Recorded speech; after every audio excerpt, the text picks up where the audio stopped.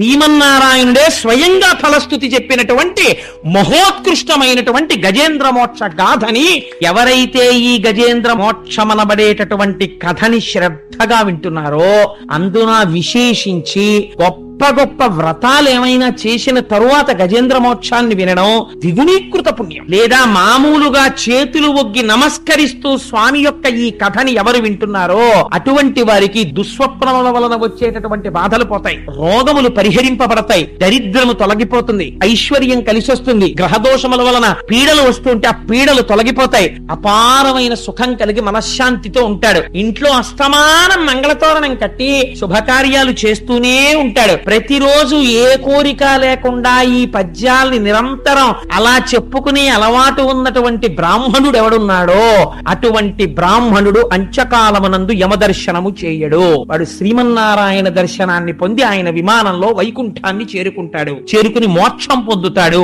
ఇప్పటి వరకు భాగవతంలో చెప్పిన కథలన్నీ ఒకెత్తండి, ఒక్క గజేంద్ర మోక్షం ఒక్కటి ఒకెత్తు. ఎక్కడో నీళ్లలో ఉండేది మొసలి, భూమి మీద తిరిగేది ఏనుగు. ఏనుగు ఎప్పుడు నీళ్లలోకి వెళ్ళి అక్కడ నీళ్లలో ఉండవలసిన అవసరం ఏనుగుకు ఉండదు. అది ఉభయచరం కాదు, అది తాబేలు కాదు, కప్ప కాదు, భూమి మీద నీటిలో కూడా ఉంటుంది అనడానికి. అది ఎక్కువ భూమి మీదే తిరుగుతుంది. ఏనుగు బలం అంతా దేని మీద అంటే భూమి మీదే. నీటిలో ఏనుగు బలహీనత ఎందుకో తెలుసా అండి, దాని శరీరమే దానికి బలహీనత. కాలు జారిందనుకోండి ఏనుగు మళ్ళీ కాలుని ఊంచుకోవడం చాలా కష్టం అవుతుంది బరువు మీద. అట్లాంటిది అసలు నీళ్లలో కిందకి వెళ్ళింది. మొసలి భూమి మీదకి వచ్చింది అనుకోండి 10 యోజనాలు విసిరేస్తుంది ఏనుగు మొసల్ని తొండం పెట్టి. అంత బలం ఏనుగుది, స్వస్థానం భూమి. అటువంటి భూమి మీద ఉండవలసిన ఏగు నీటిలో కిందికి వెళ్ళింది. అసలు ఒకవేళ వెళ్ళింది, పెడితే మొసలి పట్టుకుంది. సహజమది అరణ్యంలో ఒక ప్రాణి ఇంకొక ప్రాణిని తినేస్తుంది అరణ్యంలో. ఈ క్షణంలో భరతఖండంలో ఎన్ని అరణ్యాల్లో ఎన్ని బలహీనమైన మృగాల్ని ఎన్ని బలవత్తరమైన మృగాలు తినేస్తున్నాయో. అది మృగన్యాయం తింటే ఎలాగా? దానికి మనుష్యులు చెయ్యట్లేదా ప్రార్థన? అలాంటిది మొసలి పట్టుకుంటే ఓ ఏనుగు పురుషోత్తముడు గురించి ప్రార్థన చేసిందా? ఆ మాట చూడండి, పరీక్షిత్ అడగడం. పురుషోత్తముచే ఆరాటమిట్లు మానెను. ఒక పక్క మొసలి కొరికేస్తుంటే పొందుతున్నటువంటి బాధకి ఇది ప్రార్థన చేస్తే పురుషోత్తముడు వచ్చాడా శ్రీ మహావిష్ణువు. ఆరాటమిట్లు మానెను ఘోరాటవిలోని భద్రకుంజరమునకు. ఎక్కడో ఘోరమైనటువంటి అరణ్యంలో ఉన్నటువంటి బ్రహ్మాండమైన ఏనుక్కి ఎలా తీరిందయ్యా ఆరాటం? ఇది ఎలా జరిగింది? అలా మీరు 2 వాక్యాల్లో చెప్తే నా మనసు తృప్తి పడదు. బీడువారిపోయినటువంటి భూమి మీద వర్షం ఒక 5 నిమిషాలు పడి వెళ్ళిపోతే బాగుంటుందా? 2 గంటలు కురియాలి. అలా నేను సేద తీరేటట్టుగా నా మనస్సు పులకించిపోయేటట్టుగా నాకు అసలు ఆ గజేంద్ర మోక్షం చెప్పండి అన్నారు. అంటే అప్పుడు శుకబ్రహ్మ నవ్వి, చాలా గొప్ప ప్రశ్న వేశావోయ్ పరీక్షిత్, నీకు చాలా ఆర్తి ఉన్నది, చెప్తాను వినన్నారు. ఒకానొకప్పుడు క్షీరసాగరము ఉన్నది. ఆ క్షీరసాగరం అంటే పాలసముద్రం. పాలసముద్రంలో త్రికూటాచలం అనేటటువంటి పేరు కలిగినటువంటి ఒక పెద్ద పర్వతం. ఆ పర్వతానికి 3 శిఖరములు. ఒక శిఖరము బంగారముతో చేయబడింది, ఒక శిఖరము వెండితో చేయబడింది, ఒక శిఖరము ఇనుముతో చేయబడింది. ఈ 3 లోహములతో చేయబడినటువంటి శిఖరములు కలిగినటువంటి ఈ త్రికూటాచలమునందు ఎన్ని రకాల వృక్షాలో పెరుగుతుండేవి, ఎన్ని రకాల తీగలో పెరుగుతుండేవి, ఎన్ని రకాల పళ్ళో పండుతుండేవి, ఎన్ని పుష్పములో పరిమళిస్తూ ఉండేవి, ఎన్నో సరోవరములు ఉండేవి. ఆ సరోవరములలో అరవిరిసినటువంటి పద్మముల నుంచి బయటపడినటువంటి కింజిల్కములు, ఆ పుప్పొడి ఆ కేసరముల నుంచి రాలి నీటిలో కలిసేది. కలిస్తే మనం వెంకటేశ్వర స్వామి వారికి సుప్రభాతంలో చెప్తామే, ఏలా లవంగ ఘనసార సుగంధి తీర్థం దివ్యం వియచ్చరితి హేమ ఘటేషు పూర్ణం ధృత్వాద్యవైదిక శిఖామనయ ప్రహృష్ణాః తిష్టంతి వెంకటపతే తవ సుప్రభాతం అంటాం. ఏలా లవంగ ఘనసార సుగంధి తీర్థం.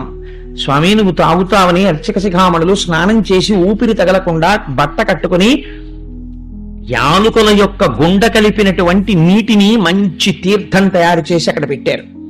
దివ్యం వియచ్చరితి హేమ ఘటేషు పూర్ణం బంగారు పాత్రలతో అక్కడ పెట్టారు. ఈశ్వర నిద్రలేచి ఆ పానీయమును సేవించు అంటారు. అలా అక్కడ ఉన్నటువంటి సరోవరాల్లో నీరు తాగుదామని ఎవరైనా విడితే ఆ ఒడ్డున ఉన్నటువంటి చెట్లు ఇలా నీళ్ల మీదకి వంగి అనేకమైనటువంటి ఫలములు పండి ఉండేవిట. ఆ చెట్ల యొక్క పళ్ళన్నీ కోసేవాళ్లు లేక పక్షులు వాలి కుడితే వాటిల్లో ఉన్నటువంటి రసాలన్నీ నీళ్లలో కలిసేవి. అరవిరిసినటువంటి పద్మాలు మా కాపవరంలో ఉంటాయి. మా కాపవరం అంటుంటాను నేను. సూర్యనారాయణ గారి కాపవరంలో ఆ శివాలయం పక్కన ఉన్న సరోవరంలో ఇంతంత ఎర్ర కలువలు పెంచారు వాళ్ళు. ఒక్కొక్క కలువ ఆ అమ్మవారి పాదాల మీద పెడితే 2 పాదాలని కమ్మేస్తుంది. ఒకవేళ కోనేట్లో ఉంటే రేపు లక్ష్మీ పూజకి తెప్పించండి అమ్మా కొన్ని కలువలు. అందుకని ఆవిడ పద్మముల చేత పూజింపబడే తల్లి కదా. ఆ ఎర్రటి పద్మములు ఎలా ఉంటాయో అలా ఆ పద్మములలో ఉండేటటువంటి పుప్పుడి నీటిలో పడి యాలుక నీరు ఎలా ఉంటుందో అటువంటి నీరు. ఇంకంతకన్నా నేను ఉపమానం చెప్పలేను, ఎందుకంటే పుప్పుడి కలిపిన నీరు ఎవరు తాగారు గనక. అందుకని అంత సుగంధభరితములైనటువంటి జలములతో ఉండేవి. ఒక జాతి జంతువులు కావు, ఎన్నో రకాలైనటువంటి జంతువులు అక్కడ ఉండేవి. అయితే ఆశ్చర్యకరమైన విషయం ఏమిటంటే, సాధారణంగా అరణ్యం గురించి చెప్తే అరణ్యంలో అందం చెప్పాలంటే నెమలిని చెప్తారు, నడక చెప్పాలంటే హంసని చెప్తారు, పరాక్రమం చెప్పాలంటే సింహాన్ని చెప్తారు. ఇక్కడేమి చెప్పారంటే ఏనుగులు చెప్పారు. ఈ కథలో అన్నారు పోతన గారు, తలగవు కొండలకైనను మలగవు సింగములకైన మార్పును కరిమిన్ గలగవు పిడుగులకైనను ఇలబల సంపన్న వృత్తి ఏనుగు గున్నల్. ఏనుగు గున్నల్ అంటే గొన్న ఏనుగులు, మంచి వయస్సులో ఉన్నాయి. అవి పెద్ద పెద్ద మందల కింద వెళ్ళిపోతుండేవి. అవి గుహల్లోంచి బయటికి వచ్చి మందలు వెళ్ళిపోతుంటే చీకట్లు వచ్చాయా అన్నట్టుగా ఉండేవి. నల్లటి ఏనుగులు. ఆ ఏనుగుల గుంపు ఎలా వెళ్ళేవంటే అవి తలగవు కొండలకైనను. ఒకవేళ ఎక్కడైనా పర్వతాలు అడ్డొస్తే పర్వతాన్ని దాటి మేము వెళ్ళడం ఏమిటి, మాకు అవమానం అని అన్నీ కలిపి పర్వతాన్ని తమ కుంభస్థలంతో బదలగొట్టేసేవి. బద్దలు కొట్టి దాటేవి తప్ప కొండెక్కి దిగేవి ఒకటికి అవమానం అని. తలగవు కొండలకైనను మలగవు సింగములకైన మార్కును కడిమిన్. ఇదో విచిత్రం. అసలు కల్లోకి సింహం వస్తే ఏనుగు చచ్చిపోతుంది. అలాంటి ఏనుగులు ఎక్కడైనా సింహం గర్జిస్తే ఏనుగులు తరిమేమిటాయి. ఏమిటా గర్జన మేము ఉండగా అని అలా ఘీంకరించేవి. మలగవు పిడుగులకైనను, ఆకాశంలోంచి పెద్ద ధ్వనితో పిడుగులు పడితే వీటికి కోపం వచ్చి ఆకాశం వైపుకి శిరస్సులెత్తి తొండాలెత్తి ఘీంకరించేవిట. ఏమిటా చప్పుడో అని. అందుకని పోతన గారు వాటి దేహ పరాక్రమాన్ని వర్ణిస్తారు. తలగవు కొండలకైనను మలగవు సింగములకైన మార్కొను కడిమిన్ గలగవు పిడుగులకైనను ఇలబల సంపన్న వృత్తి ఏనుగుగున్నల్. ఏమిటి తల్లరి కారణం? ఇలబల సంపన్న వృత్తి, భూమి మీద వాటికి ఉన్న బలం అటువంటిది అంటున్నారు. మీరు ఇక్కడే చాలా గమ్మత్తైనటువంటి విషయం ఒకటి పోతన గారు అన్నారు. పోతన గారిది స్వేచ్ఛానువాదం అండి. పోతన గారి గజేంద్ర మోక్షం వింటే దాని అనుభవం వేరు. నేను అందుకే ఇవాళ రామాలయంలోకి వెళ్ళి మరీ వచ్చా. ఎందుకంటే ఇందులో కొన్ని పద్యాలు రామచంద్రమూర్తి రాశారు, పోతన గారు కూడా రాయి. ఆ పద్యాలు వచ్చినప్పుడు మీకు అక్కడ ఉన్నటువంటి విశేషాన్ని వివరణ చేస్తాను. ఎంత చిత్రమైనటువంటి విషయం జరిగేదంటే, ఆ ఏనుగులు నడిచొస్తుంటే పులుల మొత్తంబులు పొదరిండ్లలో దూరు ఘోరభల్లూకములు గుహల చొచ్చు భూతారములు నేల బొరియలలో దాగు. అసలు ఇలాంటి సన్నివేశం ప్రపంచంలో ఎక్కడైనా ఉంటుందండి? హరిదంతములకేగు హరిణ చెయ్యం మహిష సంఘంబులు మడుగులలో సొచ్చు గండశైలంబుల కపుల ప్రాకు. ఆ తర్వాత నీలకంఠంబులు నింగికెగయు వాల్మీకములు సొచ్చు వనభుజంగంబులు వెరచి చామరీ మృగంబులు వీచువాల చామరముల విహరణ శ్రమమువాయ భయత పరిహేల విహరించు భద్రకరుల గాలి సోకిన మాత్రాన జాలినుంది. పోతన గారికే చెల్లి పద్యం రాయడం. ఆయన అన్నారు, పులుల మొత్తంబులు పొదరిండ్లలో దూరు. ఒక పులి మిగలదుట అరణ్యంలో, ఆ ఏనుగులు బయటికి వస్తే అవి అలా ఘీంకరిస్తూ పెడతాయి. పులుల మొత్తం పొదరిళ్లలోకి పారిపోతాయిట. ఘోర భల్లూకములు గుహల సొచ్చు, ఘోరమైన భల్లూకాలన్నీ గుహల్లోకి పారిపోతాయిట. భూతారములు నేల బొరియలలో దాగు, అడవి పందులు భూమిలో గోతులు తీసుకుని వెంటనే గోతులోకి దూరిపోతాయిట. హరిదంతములకే గుహరిణ చెయ్యము, దిక్కులు ఎక్కడ వరకు ఉన్నాయో అంత చివరి వరకు పరిగెత్తుకుంటూ పారిపోతాయిట జింకలు లేళ్లును. హరిదంతములకే హరిణ చెయ్యము మహిష సంగంబులు మడుగులలో సొచ్చు. నిజంగా మరి పోతన గారు ఎలా అనుభవించాడో మహానుభావుడు పల్లెటూళ్ళలో ఉన్నాడు కాబట్టి. దున్నపోతు నీటిలో స్నానం చేస్తే ఓ పట్టాన పైకి రాదు, గేదికని ఆవసలు వెళ్ళనే వెళ్ళదనుకోండి, అందులో పడుకుని ఏదో సబ్మెరైన్ పైకి తేలినట్టు మొహం కూడా పెట్టేసి వీపోటే కనపడుతుంటుంది, అలా మునిగి ఉంటుంది అది. అందుకని దానికి భయం వేస్తే మహిష సంగంబులు మడుగులలో సొచ్చు, ఏనుగు నీళ్లలోకి వెళ్ళదు. అందుకని దున్నపోతు నీళ్లలో దూరిపోయింది. గండశైలంబుల కపుల ప్రాకు, కోతులు అవి పెద్ద పెద్ద రాళ్ళు ఎక్కడుంటే రాళ్ల మీదకి ఎక్కేసి అక్కడ కూర్చుని చూస్తున్నవి వస్తున్న ఏనుగుల్ని. గండశైలంబుల కపుల ప్రాకు నీల వాల్మీకముల సొచ్చు వన భుజంగంబులు, పెద్ద పెద్ద పావు భయపడిపోయి గబగబగబగబా ఎక్కడ కనపడితే అక్కడ పుట్టల్లోకి పారిపోయేవి. నీలకంఠంబులు నింగికెగయు. నెమలి సాధారణంగా ఎక్కువ పైకి ఎగరదు. దానికి ఎందుచేత అంటే వెనకాల ఉండేటటువంటి ఆ పుచ్చము చాలా పెద్దది ఉంటుంది. అందుకని ఏదో మహా ఎగిరితే ఓ చెట్టు మీద వరకు ఎగురుతుంది. నెమలి ఆకాశం మీదకి ఎగిరిపోయింది.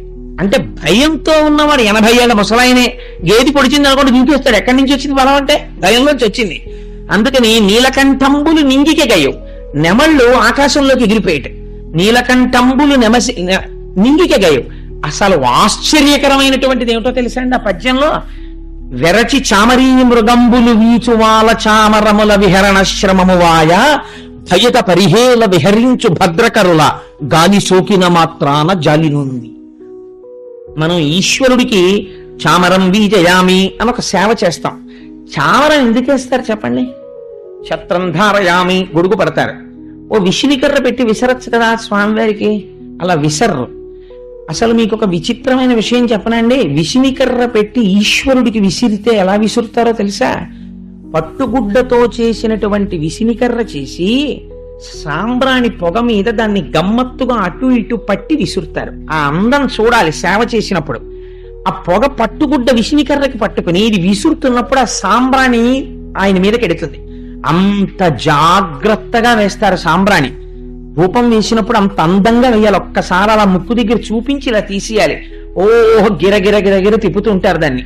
అందుకే అర్చన అన్నది ఒక కళ, ఈశ్వరుడిని అర్చించడం. చంద్రశేఖర పరమాచార్య స్వామి వారు పూజ చేస్తుంటే పసిపిల్లలు అలా ఉండిపోయేవారట. పరమాచార్య స్వామి అసుర సంధ్య వేళలో ఒకసారి పీఠార్చన చేస్తున్నారు. జనం కనుచూపు మేర కూర్చుని ఉన్నారు. ఇక్కడ ఆయన పీఠార్చన చేస్తుంటే ఎక్కడో అదేదో పెద్ద హోటల్ ఉంది, అక్కడ ఆ హోటల్ వరకు ఉన్నంత జనంలో ఒక తల్లి పక్కన కూర్చున్నటువంటి ఒక పిల్ల, అమ్మా శారదాదేవికి కట్టిన పట్టు చీర ఎంత బాగుందోనే, అమ్మా నాకు ఆ పట్టు చీర ఇప్పించవే, నాకు ఆ పట్టు చీర ఇప్పించవే అంటోంది. నోరు ముయ్యి అంటూ పూజ అయ్యే వరకు కూర్చోబెట్టుకుంది ఆవిడ. పూజ అయిపోయింది, వరుసగా వచ్చి తీర్థం తీసుకుని వెళ్ళిపోతున్నారు. ఇంత నోరు నొక్కి ఈ పిల్లని తీసుకుని వస్తోంది. తీర దగ్గరికి వెళ్ళాక చీర కావాలంటుందేమో అని. చంద్రశేఖర పరమాచార్య స్వామి వారు ఆయన పూజ, ఆయన నిష్ఠ, ఆయన సన్యాసం అంటే ఎటువంటివో తెలుసా అండి? ఆ పిల్ల అక్కడ దాకా రాగానే ఆ పిల్ల నోరు విప్పలేదు, తల్లి నోరు విప్పలేదు.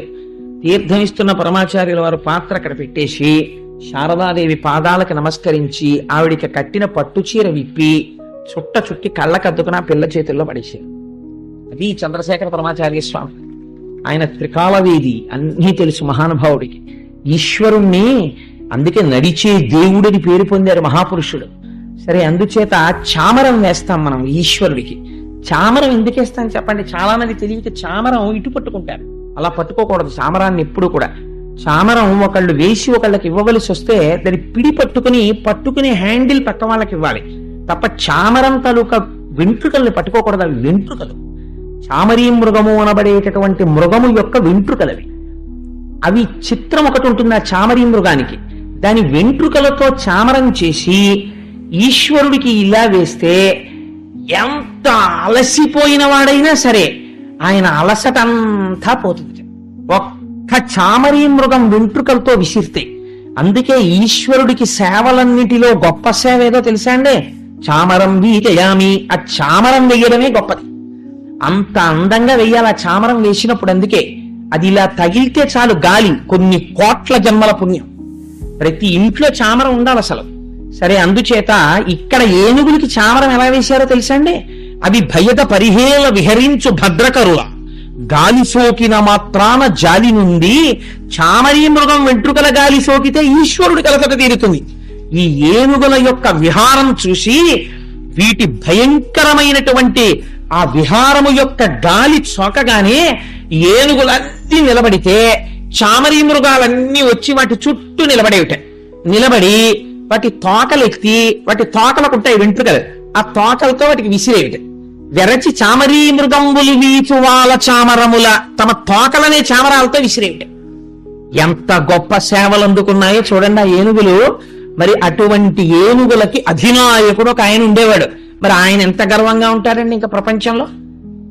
ఇలాంటి స్థితి అయితే ఏమండి మీరు ప్రారంభించేటప్పుడు మన కథ అన్నారు, మరి ఏనుగు కథ చెప్తున్నారు కదా అని మీకు అనుమానం రావచ్చు. మన కథ అని ఎలా నిరూపించచ్చు అంటే, క్షీరసాగరంలో త్రికూటం ఉంది. క్షీరసాగరం అంటే ఈశ్వరుడు. ఈశ్వరుడు ఎక్కడున్నాడు? ఇక్కడే. నీవారసూకవత్తన్వి పీతాభాస్వత్యనూపమ రోజు చెప్తున్నాం కదా, ఇక్కడే ఉన్నాడు ఈశ్వరుడు హృదయ గుహలో. ఇక్కడ ఉన్నటువంటి ఈశ్వరుణ్ణి ఆధారం చేసుకుని ఈ శరీరం అంతా ఉంది. ఇదే త్రికూటాచలం. దీనికి 3 శృంగములు ఉన్నాయి, 3 కొమ్ములు. అవే బంగారు శిఖరము, వెండి శిఖరము, ఇనప శిఖరము. ఇవే సత్వగుణము, రజోగుణము, తమోగుణము. సత్వగుణం ఉన్నప్పుడు కాస్త భక్తిగా ఉంటాడు, ప్రశాంతంగా ఉంటాడు. రజోగుణం ఉన్నప్పుడు కోరికలతో ఉంటాడు. తమోగుణం ఉన్నప్పుడు నిద్రపోతూ ఉంటాడు. కాబట్టి ఈ 3 గుణాలు, లేదా జాగ్రత్త, స్వప్న, సుషుప్తి 3 అవస్థలు. ఈ 3 అవస్థలతోటి తిరుగుతుంటాడు. ఎప్పుడు ఈ 3 శిఖరాల మీద తిరుగుతుంటాడు. ఇక్కడే ఎన్నో ఉద్యానవనాలు, సరోవరాలు, పద్మకింజిల్కాలు, పళ్ళు, చిలకల కొట్టడాలు, అంటే భోగాలన్నీ ఇక్కడే ఉన్నాయి. మామిడికాయలు వచ్చేటప్పటికి ఆవకాయ ఎట్టుకుందామా, మాగాయ ఎట్టుకుందామా, తొక్కుడు పచ్చడి ఎట్టుకుందామా, నూపిండి ఆవకాయ ఎట్టుకుందామా, కాయ ఆవకాయ పెట్టుకుందామా. ఒక్క నాలుక రుచి కోసం ఒక మామిడికాయని ఎన్ని రకాలుగా మారుస్తారో చూడండి. ఎక్కడి నుంచి వచ్చాయి అవన్నీ బయట లేవు, ఇక్కడ ఉన్నాయి ఆ కోరికలన్నీ. అందుకని భోగస్థానములన్నీ ఇక్కడున్నాయి. ఇవి తృప్తి పడితేనే తృప్తి. అందుచేతనే ఇక్కడ ఈ త్రికూటాచలంలోనే అన్ని ఉన్నాయి. ఇది తిరుగుతున్నవాడు ఎవరు? జీవుడు తిరుగుతున్నాడు. ఈశ్వరుని యొక్క భక్తితో లేకుండా కేవలము నా అంతటి వాణ్ణి నేనన్న స్థితితో తిరుగుతున్నాడు. ఇదే ఏనుగులు తిరగడం. ఇలా తిరుగుతున్నటువంటి ఏనుగులకి దాహం వేసింది. అంటే ఇవి సంసారంలో ప్రవేశించాయి. ప్రతి మనిషికి ఒక వయస్సు వచ్చిన తరువాత ఈశ్వరానుగ్రహంగా కొన్ని లక్షణములు ఏర్పడతాయి. అవి ధర్మబద్ధం చేసుకుని ఆ కోరిక తీర్చుకోవడానికి సంసార ప్రవేశం చేస్తాడు గృహస్థాశ్రమంలోకి. అందుకని అది నీటి మడుగులో నీరు దాహం తీర్చుకోవడానికి వెళ్ళింది. గృహస్థాశ్రమంలోకి వెళ్ళిన వాడు ఎందుకు వెళ్ళాలి గృహస్థాశ్రమంలోకి అంటే, ధర్మపత్నిని పొందుతున్నాడు. ఇద్దరూ కలిసి ధార్మిక కార్యక్రమాలు చేసి ఈయన్ని ఆవిడ తరింప చేసుకోవాలి. కర్దమ ప్రజాపతి, దేవహూతిలాగా. కానీ ఈయన ఏం చేస్తాడో మీరు ఎదర చూద్దరు గాని. అందుకని ఇప్పుడు ఏనుగులన్నీ ఏం చేశాయి? బయలుదేరి వెళ్ళిపోతున్నాయి. పోతన గారు అన్నారు, ఈయనొక్కడు దారి తప్పాడు కొన్ని ఏనుగులతో అన్నారు. ఎందుకు దారి తప్పాడు? మరి రోజూ తిరుగుతున్న అరణ్యమే కదా అన్నారు. ఎందుకు దారి తప్పాడో నేను చెప్తాను చూడండి అన్నారు వ్యాసుల వారు. ఆ ఏనుగు రాజు. దానికి భార్యలు ఎంతమందో తెలుసా అండి? కొంచెం జాగ్రత్తగా వినండి మీరు ఆ సంఖ్య. ఆ ఏనుగు యొక్క భార్యల సంఖ్య 10 లక్షల కోట్లు. అంతమంది భార్యలు పరివేష్టించున్నారు ఆ ఏనుగుని. ఆ ఏనుగుకి భార్యలంతమంది ఉంటే ఇంకా బంధువులును అయినవారు, స్నేహితులు, రాజు కాబట్టి పరివారము, వీళ్ళు ఎంతమంది ఉండుంటారో మీరు ఆలోచించండి. జీవుడు ఒక్కడే ఎంతమంది భార్యలు, ఎన్ని శరీరాలు ఎత్తాడో లేరు. 10 లక్షల కోట్ల మంది భార్యలు. ఇంతకు ముందు కుక్కగా ఉన్నప్పుడు ఆడకుక్క నా భార్య, ఇంతకు ముందు నేను బావుడి పిల్లిగా ఉన్నప్పుడు ఆడపిల్లి నా భార్య. ఇక్కడ లేదు కాబట్టి ధైర్యంగా చెప్పేస్తున్నాను, ఈ జన్మలో మా ఆవిడ నా ఈశ్వరు నా భార్య. అందుకని ఏమైంది? ఒక్కొక్క జన్మలో ఒక్కొక్కత భార్య. ఈశ్వరానుగ్రహం ఉంటే ఈ జన్మతో ఈ భార్యలు, ఈ గొడవలు లేకుండా వదిలిపోతే అంతకన్నా అదృష్టం లేదు. అందుకని ఏమైంది? కాబట్టి 10 లక్షల కోట్ల మంది భార్యలు, ఇంతమంది భార్యలు, ఇంత పరివారంతో తిరుగుతున్నాడు. వీళ్ళందరూ నా వాళ్ళు, నన్ను రక్షిస్తారంటున్నాడు. వీళ్ళేం చేస్తున్నారు? ఆదమరిపిస్తున్నారు. ఎలా మరిపిస్తున్నారో తెలుసా అండి? కొంతమంది వెళ్ళి తామర పువ్వులు తీసుకొచ్చి ఆయన మీద పెట్టారట. పెడితే ఇప్పుడు ఆయనకి ముందు నీళ్లు పోశారు. ఎక్కడి నుంచో కాసిన అక్కడ దొరికినటువంటి నీళ్లు ఎట్టుకొచ్చి పోశారు. పోస్తే కానీ తాగడానికి కావలసినన్ని నీళ్లు కావవి. ఆ నీళ్లు పోస్తే ఆయన నీటితో కూడినటువంటి సెలయేళ్లు ప్రవహిస్తున్న పర్వతంలా ఉన్నాడు. కొంతమంది అక్కడ ఇక్కడ పూసిన పువ్వులు తెచ్చి ఆయన మీద పెట్టారు. పువ్వులతో శోభిస్తున్న కొండలా ఉన్నాడు. పువ్వులతో చేయడం ఏమిటని ఇంకొంచెం ముందుకెళ్లాలనుకున్న వాళ్ళు పద్మగంధములు, పుప్పుడిని తీసుకొచ్చి ఆయన మీద జల్లారు. ఇప్పుడు ధాతువులతో శోభిల్లుతున్న కొండలా ఉన్నాడు. ముచ్చుపు చిప్పలేరు ఆయన మీద జల్లారు కొంతమంది. ఇప్పుడు ఆయన్ని చూస్తే మంచి మరకతమాణిక్యాలతో శోభిస్తున్న పర్వతంలా ఉన్నాడు. కొంతమంది పెద్ద పెద్ద లతలు, తూండ్లు తీసుకొచ్చి ఆయన మీద వేశారు. నాగభూషణుడైనటువంటి పరమశివుడిలో ఉన్నాడు. ఇంతమంది ఇన్ని కానుకలు ఇచ్చి నీకన్నా మాకెవరున్నారంటుంటే పొంగిపోతున్నాడు. ఇదే దారి తప్పాడు. అంటే ఎందుకు వచ్చాడో సంసారంలోకి మర్చిపోయాడు. ఇప్పుడు ఏమైంది? తిరిగాడు తిరిగాడు తిరిగాడు తిరిగాడు, నీటి కోసం వెతికాడు వెతికాడు వెతికాడు, చిట్ట చివరికి ఒక సరోవరం కనపడి, అద్భుతమైనటువంటి సరోవరం, అదే సంసారం.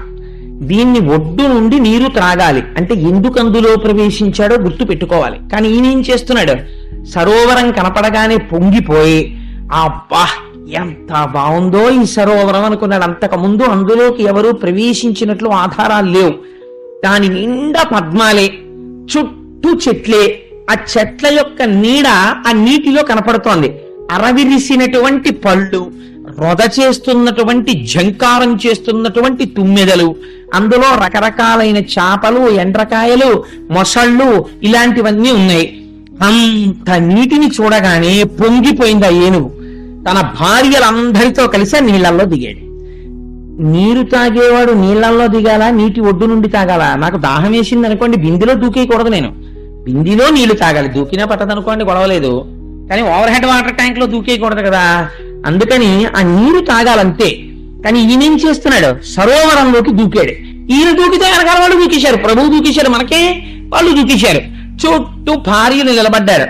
ఇప్పుడు ఈయనకు కోరిక పుట్టింది, నేను ఎంత మొనగాన్నో నా భార్యలందరికీ చూపించాలి. కాబట్టి ఏం చేశాట అంటే, ఇకలోకేంద్రుడు హస్తరంధ్రముల నీరెక్కించి పూరించి చండభ మార్గంబునకెత్తి నిక్కివడి నుడ్డాడించి పింజింప ఆ రభటి నీరములోన పెల్లగసి నక్రగ్రాహపాటీనముల్ అభమందాడడు మీన కర్కటములం పట్టెన్ సురల్ మురాన్పడన్. పోతన గారికే చెల్లిందండి అనువాదం. గట్టిగా పాదములను ఊల్చుకుని నిలబడినటువంటి వాడై తాగడానికి వెళ్ళిన వాడు నీళ్లు తాగడం మానేశాడు. ఇభలోకేంద్రుడు హస్తరంధ్రముల నీరెక్కించి పూరించి తొండన్ని నీళ్లు లాగాడు. పోరడిని నీళ్లు వెళ్ళాయి.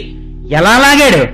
విపరీతమైన హార్స్ పవర్తో లాగేశాడు. ఒంట్లో ఓపిక ఉంది కదా మరి, అందుకని కండకావరం అంత నీరు లాగాడు. లాగితే ఆ నీటి వేగంతో పాటుగా చేపలు వెళ్ళిపోయాయి లోపలికి, మొసళ్ళు వెళ్ళిపోయాయి, ఎండ్రకాయలు వెళ్ళిపోయాయి. ఆ తొండంలోకి వెళ్ళిపోయిన తర్వాత ఇప్పుడు ఏం చేశాడు? ఒక్కసారి భార్యల వంక చూశాడు. ఆ నీరంతా తొండంలో నిలబెట్టాడు. నిలబెట్టి, చూశారా ఎంత నీరు లాగేశానో అన్నాడు. అంత నీరు దుస్సం లోపలికి వెళ్ళిపోగానే వాళ్ళు తెల్లబోయి, ఆహా మా ఆయన శక్తిని చూస్తున్నారు. ఇప్పుడు ఊంచుకుని ఆ తొండాన్నిలా పైకెత్తాడు.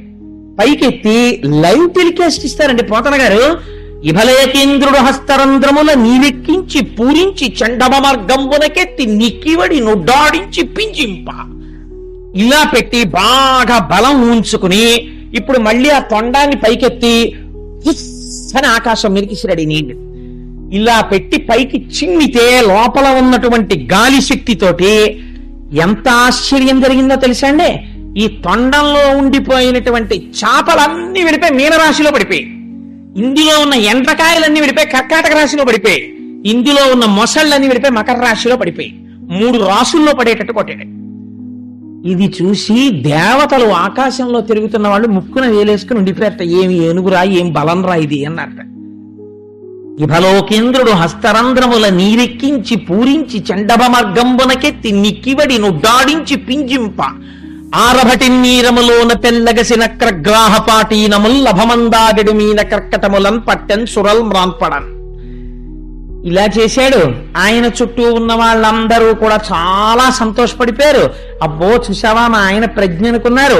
ఆయన దిగిపోయాడు, ఆయనతో పాటు భార్యలు దిగిపోయారు, బిడ్డలు దిగిపోయారు, బంధువులు దిగిపోయారు, స్నేహితులు దిగిపోయారు, పరివారం దిగిపోయారు, అందరూ దిగిపోయారు. నీళ్లు తాగేస్తున్నారు, నీళ్లు చిమ్మేస్తున్నారు, తొండంతో కొట్టేస్తున్నారు, కాళ్లతో తొక్కేస్తున్నారు, పువ్వులు పీకేస్తున్నారు. కనబడినటువంటి చిన్న చిన్న మొసళ్ళని వాటిని తొక్కి చంపేస్తుంటే పావు గంట అయ్యేటప్పటికి చచ్చిపోయిన చేపలు, తాబేళ్లు అన్ని తిరగబడిపోయి ఆ నీటి మీద తేలిపోయి పద్మములు తెగిపోయి గట్లు తిరగదోయబడి కొమ్మలు విరిగిపోయి నీరు బురదైపోయి అంతా కూడా కల్మషమైపోయి ఒకదాని మీద ఒకళ్ళు నీళ్లు జల్లేసుకుంటూ మళ్ళీ ఒడ్డుకొచ్చి మట్టి పోసేసుకుంటూ మళ్ళీ నీళ్లలోకి వెళ్ళి మళ్ళీ నీళ్లు పోసేసుకుంటూ ఏనుగులు స్నానం చేస్తుంటే చూడడం ఎంత అందంగా ఉంటుందో. నిజంగా మా చిన్నతనంలో మా ఊరు సర్కస్ వచ్చినప్పుడు ఏటికి ఏనుగుల్ని తీసుకొచ్చేవారు స్నానానికి. ఏటికి స్నానానికి వచ్చిన ఏనుగుల్ని చూడడానికి ఒక పీరియడ్ క్యాన్సిల్ చేసి పంపించేవారు మా స్కూల్లో. అంత గొప్ప స్కూల్ మాది. అంటే నేను ఆ మాట ఎందుకంటున్నానో తెలుసా అండి, అలా అనుభవింప చేశారు ప్రకృతిని. చూడండి రా, వెళ్ళి చూసి అనుభవించండి, మీకు తెలుస్తుంది దాని గొప్పతనం అని. మేమందరం ఏటిగట్టెక్కి కూర్చుంటే ఆ ఏనుగులన్నీ వచ్చి ఏట్లో స్నానం చేసి ఘీంకారాలు చేసుకుంటూ ఆడుకుంటూ ఇసుక ఒడ్డుకొచ్చి ఇసుక తీసుకుని మళ్ళీ ఇలా పోసేసుకుని మళ్ళీ వెళ్ళి మళ్ళీ స్నానం చేసేసి ఆ ఒడ్డుకొచ్చి ఇలా పడుకుని అవి ఆడుకుంటుంటే గంటలు చూసి చీకటి పడిపోయిన తర్వాత ఆ మెళ్ళో గంటలు టాంగ్ టాంగ్ అని మోగుతూ మామటి వాళ్ళు హాయ్ హాయ్ అంటుంటే మళ్ళీ ఏనుగులన్నీ నడిచి వెళ్ళిపోతుంటే వాటి కాలు వంక చూసి, వాటి గోళ్ళు వంక చూసి, దాని తొండం వంక చూసి, దాని వీపు వంక చూసి మేము పొంగిపోయి వచ్చేవాళ్ళం. ఎదర గజేంద్ర మోక్షం చెప్పాలని ఈశ్వరుడు ఏనుగుల్ని బాగా చూపించాడేమో నాకు. అందుకని అలా ఎంత సంతోషంగా ఉండేదో ఆ ఏనుగుల్ని చూస్తే. అంత అల్లరి, ఒకటా రెండా, కొన్ని కోట్ల ఏనుగులు ఇవి ఇంత అల్లరి చేస్తున్నాయి సరోవరంలో. ఇంత అల్లరి చేస్తుంటే, ఇన్ని ప్రాణులు చచ్చిపోతుంటే ఒకరు చూశారట. ఎవరు వారు? సరసిలో నుండి పొడగని సంభ్రమించి ఉదరి కుప్పించి లంఘించి హుంకరించి భాను కబళించి పట్టు స్వర్భానుపగిది ఒక్క మకరేంద్రుడి భరాజు నుడిసిపట్టి. పోతన గారు ఒక అద్భుతమైన సామ్యం వేసేశారు. గ్రహణంలో సూర్యుణ్ణి పట్టినట్టు, అంటే గ్రహణం వదిలిపెడుతుంది, అలా ఆ నీటిలో ఉన్నటువంటి ఒక పెద్ద మొసలి చూశాడు. ఈ ఏనుగు చాలా అల్లరి చేస్తోంది. ఇంత అల్లరికి ప్రధాన కారణము ఈ నాయక ఏనుగే, దీన్ని పట్టుకోవాలనుకుంది. అనుకుని గుబ్బలాడించింది. ఒక్కసారి తల పైకెత్తింది, చూసింది. అక్కడుంది ఏనుగు. ఆ ఏనుగు కాలు పట్టుకోవాలి. మొసలి రావడం అంటే చాలా గమ్మత్తుగా ఉంటుంది. అన్ని ప్రాణుల్లో రాదు మొసలు వచ్చేటప్పుడు. 5 రూపాయల గోళీకాయలని మా చిన్నతనంలో ఉండేవి, ఇంతంత గోళీకాయలు. అలా కళ్ళొక్కటే ఇలా రెప్పలు తీసి నీటి మీద పెడుతుంది. పెట్టి మిగిలిన శరీరం అంతా నీటిలో పెట్టి మొప్పలో ఏవో ఇలా ఆడించదు, నిశ్శబ్దంగా నీటి మీద ఇలా వచ్చేస్తుంది తేలుతూ. వచ్చి అంత దూరంలో ప్రాణి ఉందనగా తను నీటిలో మునిగిపోతుంది. మునిగిపోయి నీటి అడుగు నుంచి వస్తుంది. నీటి అడుగు నుంచి వచ్చి ప్రాణి యొక్క కాలు పట్టుకుంటుంది. అది ఇంకేది పట్టుకోదు, కంఠం పట్టుకోదు, కాలు పట్టుకుంటుంది. శంకర భగవత్పాదులంతటి వారిని పట్టుకుంది మొసలి కాలు. అందుకని ఆ కాలు పట్టుకుంటుంది. పట్టుకోగానే అయిపోయింది. నీటిలో మొసలి కాలు పట్టిందా, ఎంత బలమైన ప్రాణి అయినా సరే ఇహ కదలదు. అంత గమ్మత్తుగా చూసింది అది. అందుకని ఎంత వర్ణన చేశారో చూడండి పోతన గారు. గుబగుబలాడించి హుత్కారం చేసి నీటిని జిమ్మి తోక కొట్టి దూరం నుంచి చూసి నీటిలో మునిగి దాని కాలు ఎక్కడుంటుందో ఊహ పట్టి సరసిలో నుండి పొడగని సంభ్రమించి ఉదరి కుప్పించి లంఘించి హుంకరించి భానుకబళించి పట్టు స్వర్భానుపగిది ఒక్క మకరేంద్రుడి భరాజు నుడిసిపట్టే.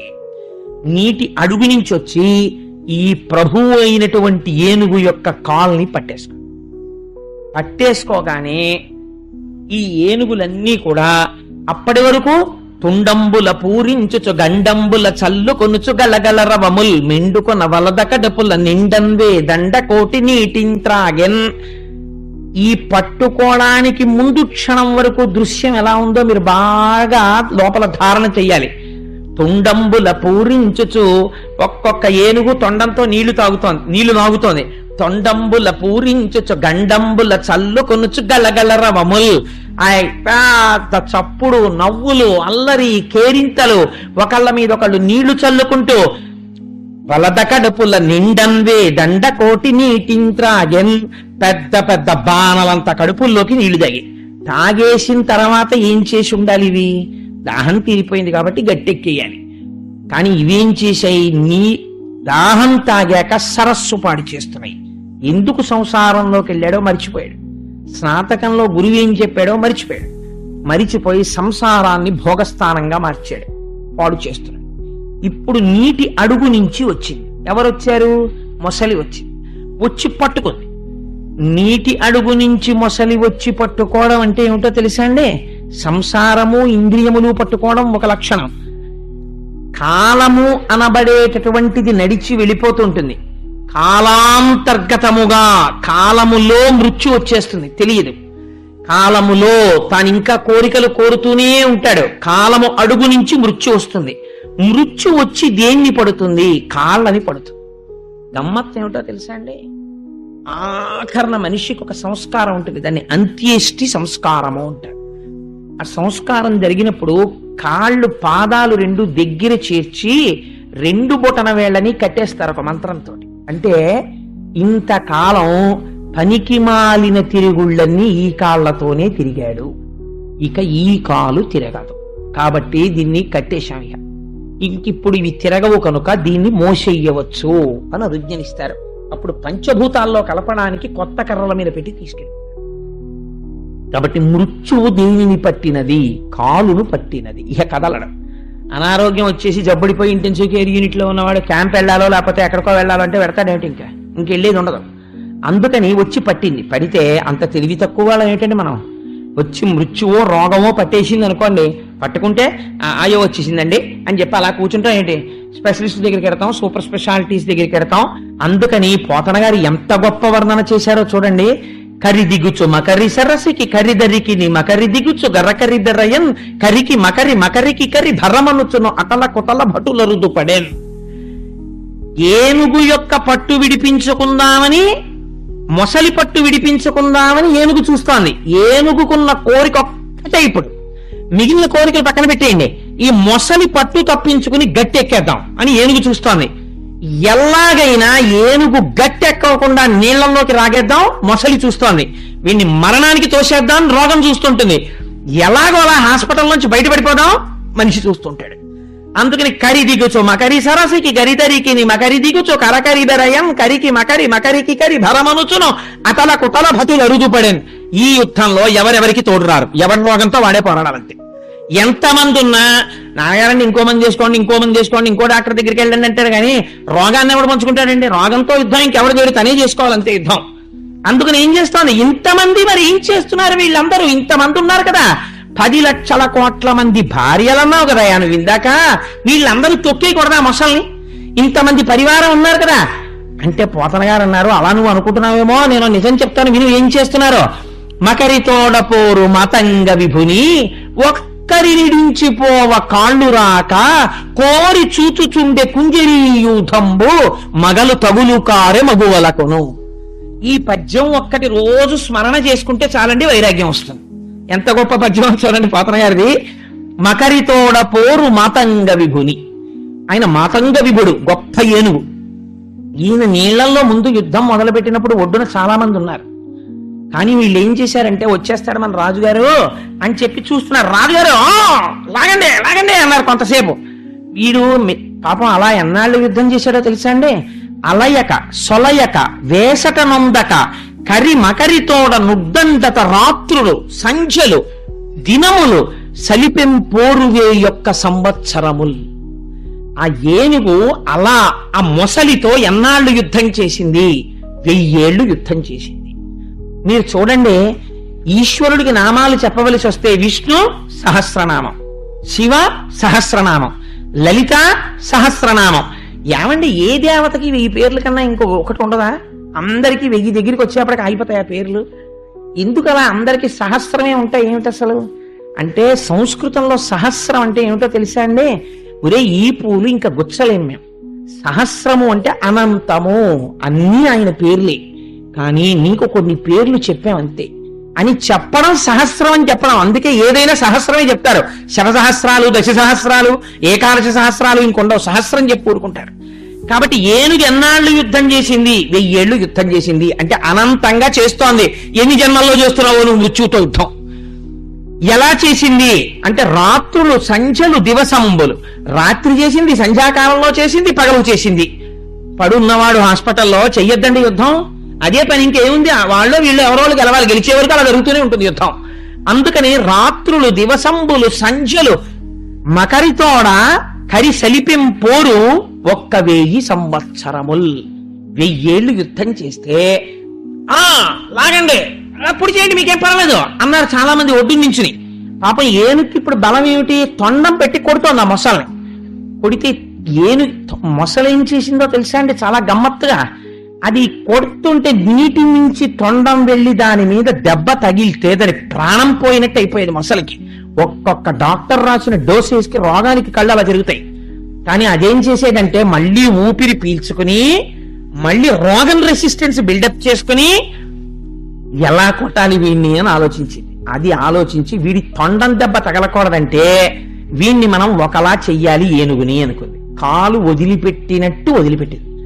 అమ్మయ్యా వదిలేసింది అనుకున్నాడు. అనుకోగానే వెనక 2 కాళ్ల మధ్యలోంచి 4 కాళ్ల మధ్యలోకి వచ్చింది. వచ్చి ఎగిరి పైకి లేచి దాని కడుపంతా కొరికేసింది. అంటే మందులు వేసుకోగా వేసుకోగా వేసుకోగా అన్నహితో పోదు. అలా రసం తాగలేడు, బ్రెడ్ తినలేడు, అన్నం తినలేడు. కాబట్టి ఏం చెప్తానంటే బాబా మందులు వేసుకుని వీక్నెస్ వచ్చేస్తోంది, అన్నం అంటే రెపల్సివ్ యాటిట్యూడ్ వచ్చేసిందండి, నీరసం, మందులు వేసుకోవాలని డాక్టర్లు అంటారు.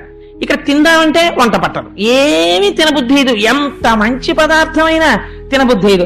ఆయన అలా అంటారు కానండి, తినదు తినదు తినదు అంటారు కానీ నాకు తినాలని ఉండదా, ఇంతకుముందు తినలేదా, ఇప్పుడు తినలేకపోతున్నాను నా కర్మ అంటుంది పాపం ఆవిడ. ఎందుకంటుంది అంటే లోపల ఉన్నటువంటి వ్యగ్రత అటువంటిది.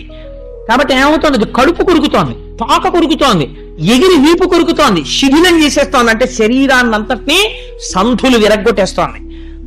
మళ్ళీ వచ్చి ఎప్పుడైనా అలాగే పోని నీరసంతో పోన్లే కొరికితే కొరికింది, ఎలాగో అలా ఒడ్డెక్కేద్దామంది, మెల్లిగా కాలు తీసి 2 అడుగులు వేసేటప్పటికి మళ్ళీ వచ్చి పట్టుకునేది కాలు. ఎలా పట్టుకునేదో తెలుసా అండి, ఇంకా కాలు తీయడానికి వీల్లేదు, ఇంటికి వచ్చినట్టు వస్తాడు. నేను మొన్నటి వరకు ఒక కేసు చూశాను విశాఖపట్నంలో. ఆ సూర్యకళామందిరంలో ఉపన్యాసాలు చెప్తున్నప్పుడు ఏ రోజుకి ఆ రోజే ఉపన్యాసం అయిపోతుందేమో అనుకునేవాడిని. రోజు పూజలో అమ్మవారికి నమస్కారం పెట్టేవాడిని, అమ్మ మాట ఇచ్చాను ఈ ఉపన్యాసాలు అయిపోయే వరకు ఆవిడకి ఆయుర్దాయం పోయమ్మా అని. అలాగే మహాతల్లి బతికింది ఆవిడ. హాస్పిటల్కి తీసుకెళ్ళిపోండి బాబాయ్, మేము ఉంచుకోం బాబాయ్, ఎందుకు తీసుకెళ్ళిపోండి, ఇంటికి తీసుకురాను, మళ్ళీ ఊపిరి వచ్చేస్తుండను, మళ్ళీ 2 రోజులు మళ్ళీ వెళ్ళిపోతుండను, ఇంత ప్రస్థానం. సరే మహాతల్లి ఊపిరి వదిలేసింది అనుకోండి, కట్టకడక ఆవిడ నాకు ఏ ఉపన్యాసాలు ఏ పనులు లేనప్పుడు వదిలింది, అది అదృష్టం. అందుని వెళ్ళిపోక తప్పదు, కానీ అప్పుడు కూడా ఒకరికి అపకారం చేయకుండా వెళ్ళడం గొప్పతనం. అందుచేత ఆ ఆశ్చర్యకరమైనటువంటి సంఘటన ఏం జరిగిందంటే, ఏనుగు ఇలా యుద్ధం చేస్తున్నప్పుడు ఒక చిత్రమైనటువంటి విషయం జరిగింది. తన దంతములు పెట్టి నొక్కుతోంది ఏనుగు, దొరకకుండా తప్పుకుంటోంది మొసలి. ఇలా యుద్ధం జరుగుతుండగా చాలా మంది ఇప్పటి వరకు గట్టు మీద ఉన్నారు. వీళ్ళందరూ అన్ని పనులు మానేశారు, గట్టు మీద కొన్నాళ్ళు నించున్నారు. వీళ్ళందరూ ఏమన్నారో తెలుసా అండి, ఒక్కొక్కడు మళ్ళీ నేను ఒక 2-3 రోజుల్లో కనిపిస్తానండి అని. అంతగా ఏమైనా అవసరం ఉంటే ఫోన్ చేయండి సుమా, మీరేం మొహమాట పడద్దు, రాత్రి పగలు ఏమైనా అనుకుంటారేమోనని, మీకు ఏ అవసరం ఉన్నా సరే తప్పకుండా ఫోన్ చేయండి, వెంటనే వచ్చేస్తానంటారు. అంటే ముందు ఇక్కడి నుంచి వెళ్ళిపోవడానికి. ఎందుకని ఎన్నాళ్ళు ఉంటాం సెలవు పెట్టుకుని, ఈయనేమో తేల్చడో అటో ఇటో, అదో గమ్మత్తైన మాట ఆయన చేతిలో ఉందండి. కళ్ళకి కట్టినట్టు చూపించారు లైవ్ టెలికాస్ట్, పోతన గారు నీకదేరా గజం అంటే అని. అందుకని ఏమంటారంటే వీళ్ళందరూను కొడుకు మాట్లాడే మాట అందరికన్నా చాలా గమ్మత్తుగా ఉంటుంది. అమ్మ నాకు ఈ మధ్యనే కదా అమ్మ ప్రమోషన్ వచ్చింది, ప్రొబేషన్ లో ఉన్నాను, నీకు తెలుసు కదా అసలు సెలవు పెట్టకూడదు, మా బాస్కి ఏదో చెప్పి వచ్చేసానమ్మా, వారం రోజులు అని చెప్పాను, 15 రోజులు అయిపోయింది, 20 రోజులు అయిపోయింది, నెలలాళ్ళు అయిపోయింది, ఇంకా నాకు లీవ్ గ్రాంట్ అవ్వదు, ప్రమోషన్ కూడా పోతుందేమో, నాన్నగారు పాపం పెద్దవారు అయిపోయారు, మహానుభావుడు పెంచి పెద్ద చేశారు, ఇంతకన్నా ఏం చెయ్యాలైనా సరే, ఒకవేళ అంతకా ఏదైనా అయితే నాకు ఫోన్ చేయమని వెంటనే వచ్చి. అంతకా ఏమైనా అయితే అంటే ఏంటండి, అంత అందమైన పడికట్టు మాటలు కొన్ని ఉంటాయి. అంటే వాడు వెగటుగా చెప్పలేక అంత గుంభనంగా మాట్లాడతాడు. మాట్లాడి అందరూ వెళ్ళిపోయారు. ఒరే ఇంతకు ముందు ఇంతమంది ఉన్నారా ఏనుగు వెనకాల, ఇప్పుడు ఎవరున్నారో తెలుసా, ఒక్క భార్యలే ఉన్నారు. ఎక్కడున్నారు వాళ్ళు నీళ్ళలో దిగలేదు, వాళ్ళు లోపలున్న రోగంతో వాళ్ళు యుద్ధం చేయలేరు. ఆవిడేం చేస్తుంది, బత్తాయి రసం ఇస్తుంది, దానిమ్మ రసం ఇస్తుంది అంతే. ఈయన హాస్పిటల్లో ఉంటే మహాతల్లికి నేల మీద పడుకోకూడదు అన్నా సరే ఆ కొంగు వేసుకుని నేల మీద పడుకుంటుంది. పోతన గారు ఎంత నిర్దాక్షిణ్యంగా మాట్లాడారో చూడండి. మకరితోడపోరు మాతంగ విభుని ఒక్కడిని దించిపోవ కాళ్ళు రాక కోరి చూచుచుండే కుంజరీయూఠంబు మగలు తగులు కారె మగువలకును. హాస్పిటల్లో ఈయనకి ఒంటి నిండా గొట్టాలు పెట్టి దవాళ్ళు లోపలికెళ్ళిపోయి కళ్ళు తేలేసేసి ఏదో తనలో తాను సంధి ప్రేలాపన పేలుకుంటూ అలా పడుంటే ఆ భార్య మాత్రం రక్షించలేక, అలాగని తన సొంత అన్నగారు అమ్మాయి పెళ్లి అవుతున్నా సరే వెళ్ళలేక క్యారేజీ తిని ఆ హాస్పిటల్లోనే పడుకుంటోంది. ఎందుకని అంటే బ్రహ్మముడి వేశారు కాబట్టి పెళ్లిలో, కాబట్టి ఉండవలసిందే. మకరితోడపోరు మాతంగ విభుని ఒక్కరిడిని దించిపోవ కాళ్ళు రాక కోరి చూచుచుండే కుంజరీయుధంబు మగలు తగులు కారె మగువలకును. అందుకని ఆడ ఏనుగులు మాత్రం చూస్తున్నాయి, మిగిలిన వాళ్ళ సంగతిని చెప్పక్కర్లేదు, వాళ్ళు వెళ్ళిపోయినట్టే లెక్క. ఇలా యుద్ధం చేస్తున్నాడు ఆయన పాపం ఇంత కష్టపడి. అయితే పోతన గారి యొక్క అనువాదంలో చాలా గొప్పతనం ఒకటి ఉందండి. ఆయన అన్నారు, మొసలి ఏనుగుని ఎలా పట్టుకుని ఉండిపోయిందంటే ఇంకా క్రమక్రమంగా ఏనుగు మొసలితో యుద్ధం చెయ్యడం ఆగిపోయింది, కానీ అది పడిపోవట్లేదు, ఇంకా నిలబడింది. ఇప్పుడు ఈ ఏనుగు ఒంట్లో ఉన్న నెత్తురంతా కారిపోయే వరకు పళ్ళతో కటకటకటకట ఏనుగు యొక్క కాలు తినేస్తోంది మొసలి.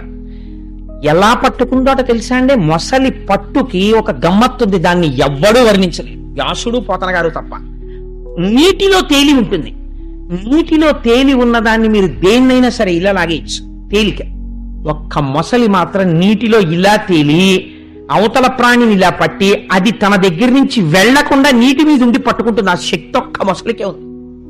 అది ఎలా పట్టుకుందంటేట, పాదద్వందము నేల మోపి పవనం బంధించి పంచేంద్రియోన్మాదంబున్ పరిమార్చి బుద్ధిలతకున్ మారాకు హత్తించి నిష్కేద బ్రహ్మపదావలంబన క్రియన్ ఈశ్వరు సేవించు మర్యాదం నక్రము విక్రమించకరి పాదక్రాంత నిర్వక్రమై. ఎటువంటి పద్యం అండి నిజంగా! పోతన గారికి ఆ సమయంలో ఒక్కసారి ఎవరికైనా తప్పదు కదా అని ఈశ్వరుడు జ్ఞాపకానికి వచ్చుంటాడు. ఎటువంటి ఉపమానం వేశారో చూడండి. పాదద్వందము నేలమోపి, ఆ మొసలి ఎలా పట్టుకుందంటేట కాళ్ళు నేల మీద పెట్టిందిట. పాదద్వందము నేలమోపి పవనం బంధించి, రక్తం తాగుతోంది అందుకని గాలి పీల్చట్లేదు, పవనం బంధించి పంచేంద్రియోన్మాదంబున్ పరిమార్చి. ఇలాంటి పని ఎవరు చేస్తారు? యోగి కూడా చేస్తాడు. అంటే కాళ్ళు పట్టుకుని నెత్తురు తాగి కాదు, భూమి మీద కూర్చుని కుంభకం చేసి ఊపిరి నిలబెట్టి ఇంద్రియాల యొక్క అలజడిని అరికట్టి బుద్ధిలతకు మరాకు హత్తించి, ఇప్పటి వరకు లోకమును చూసిన వాడు ఈశ్వరుడి యొక్క పాదములను ధ్యానములో దర్శనము చేస్తూ గట్టిగా పాదాలు పట్టుకుని ఉండిపోయినట్టుగా నిష్కేద బ్రహ్మపదావలంబన క్రియన్ వర్తించు యోగీశు మర్యాదం నక్రము విక్రమించ పరికా పాదాక్రాంత నిర్వక్రమై. యోగి పరమేశ్వరుడి పాదాలు ఎలా పట్టుకుంటాడో అలా కదలకుండా మొసలి ఏనుగు యొక్క పాదాన్ని పట్టుకుంది. ఎక్కడి ఉపమానం తీసుకొచ్చి ఎక్కడి ఏనుగు చేశారో చూడండి. ఇది పోతన గారి రచనా వైశిష్ట్యం అంటే. అలా పట్టుకున్నటువంటి ఏనుగు యొక్క ఆ మొసలి యొక్క పట్టు తప్పుకోలేక అప్పుడు ఆ ఏనుగు అనుకుంటుంది, పృథుశక్తిన్ గజమాజలగ్రహముతో పెక్కెండ్లు పోరాడి సంసిధిలంబై తన బలము వైరిలావుంచింతించి మిథ్యామనోరథం బింకేటికి దీని గల్వసరి పోలంజార వాదంచు ఇట్లని పూర్వపుణ్యఫల దివ్య జ్ఞాన సంపత్తితోన్. అయ్యయ్యో, భూమి మీద ఉంటే నాకు బలం, నిష్కారణంగా నీళ్లలోకి ప్రవేశించాను. ఇప్పుడు ఈ నీళ్లలో ప్రవేశించిన తర్వాత నావారని నేను ఎవరిననుకున్నానో వాళ్ళందరూ వెళ్ళిపోయారు. నావారని నమ్మిన సంసారానికి కారణమైన వాళ్ళు ఒడ్డును నిలబడిపోయారు. ఒక్కతనే సరోవరంలో నిలబడిపోయాను. ఇప్పుడు నన్ను రక్షించే వాళ్ళెవరు అని ఆ ఏనుగంటుంది.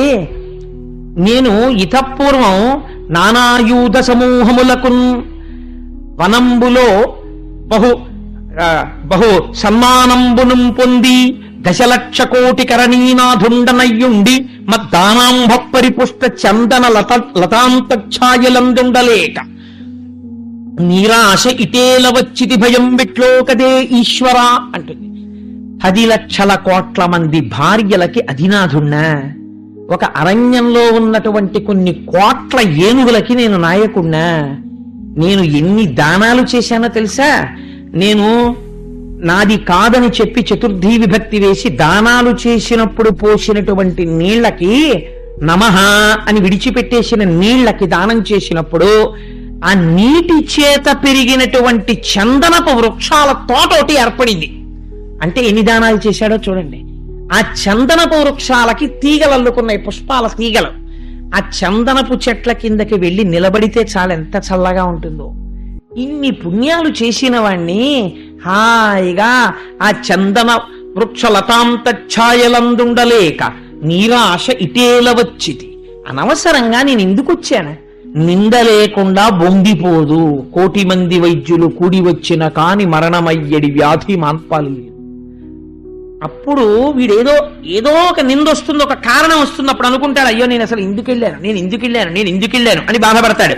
అందుకని లతాంతఛాయలందుండలేక నీరాశ ఇటేల వచ్చితి. ఇవాళ నేను దారి మర్చిపోవడం ఏమిటి, రోజూ వెళ్లే సరోవరానికి వెళ్ళకపోవడం ఏమిటి, ఈ సరోవరానికి రావడం ఏమిటి, ఇక్కడికొచ్చి నేను నిలబడితే ఏనుగొచ్చి నన్ను పట్టుకోవడం ఏమిటి, ఈ ఏనుగు పట్టుకుంటే ఇవాళ నేను మరణావస్థని పొందడం ఏమిటి, నన్ను రక్షించే వాళ్ళు ఎవ్వరూ లేరా ప్రపంచంలో అని ఒక ఆలోచన వచ్చింది ఆయనకి.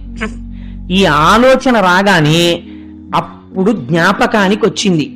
పోతన గారు అన్నారు, ఇలా అందరికీ జ్ఞాపకం వస్తుందని నువ్వు అనుకుంటున్నావేమో పొరపాటు.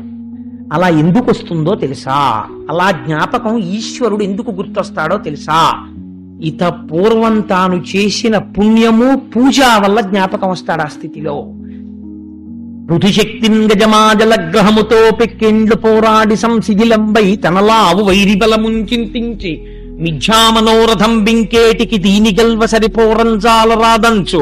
ఇట్లనే పూర్వపుణ్య ఫల దివ్య జ్ఞాన సంపత్తితోన్ పూర్వజన్మలలో చేసుకున్నటువంటి పుణ్యముల వలన ఈనాడు స్మృతిలోకి వచ్చినటువంటి జ్ఞానమునొక దాన్ని ప్రకటన చేయుచున్నది ఏనుగు. ఏమి చేసింది అంటే, దీన్ని సంస్కృతంలో వ్యాస భగవానుడు కొన్ని శ్లోకములను ఇచ్చాడు. ఆ శ్లోకాలకి పెద్దలు ఏం చెప్తారంటే, అన్నిటికన్నా ఇంట్లో అపారమైనటువంటి అశౌచముతో కూడినది ఏది, ఎప్పుడూ కూడా ఏ వస్తువుని పెట్టకూడదేదో తెలుసా అండి? ఎట్టి పరిస్థితులలో దేని మీద కూర్చుని తాగడం కాని తినడం కాని చెయ్యకూడదో, కనీసం దాని మీద పడుకుని మాత్ర కూడా వీలైతే వేసుకోకూడదో ఆ వస్తువునకే మంచమని పేరు.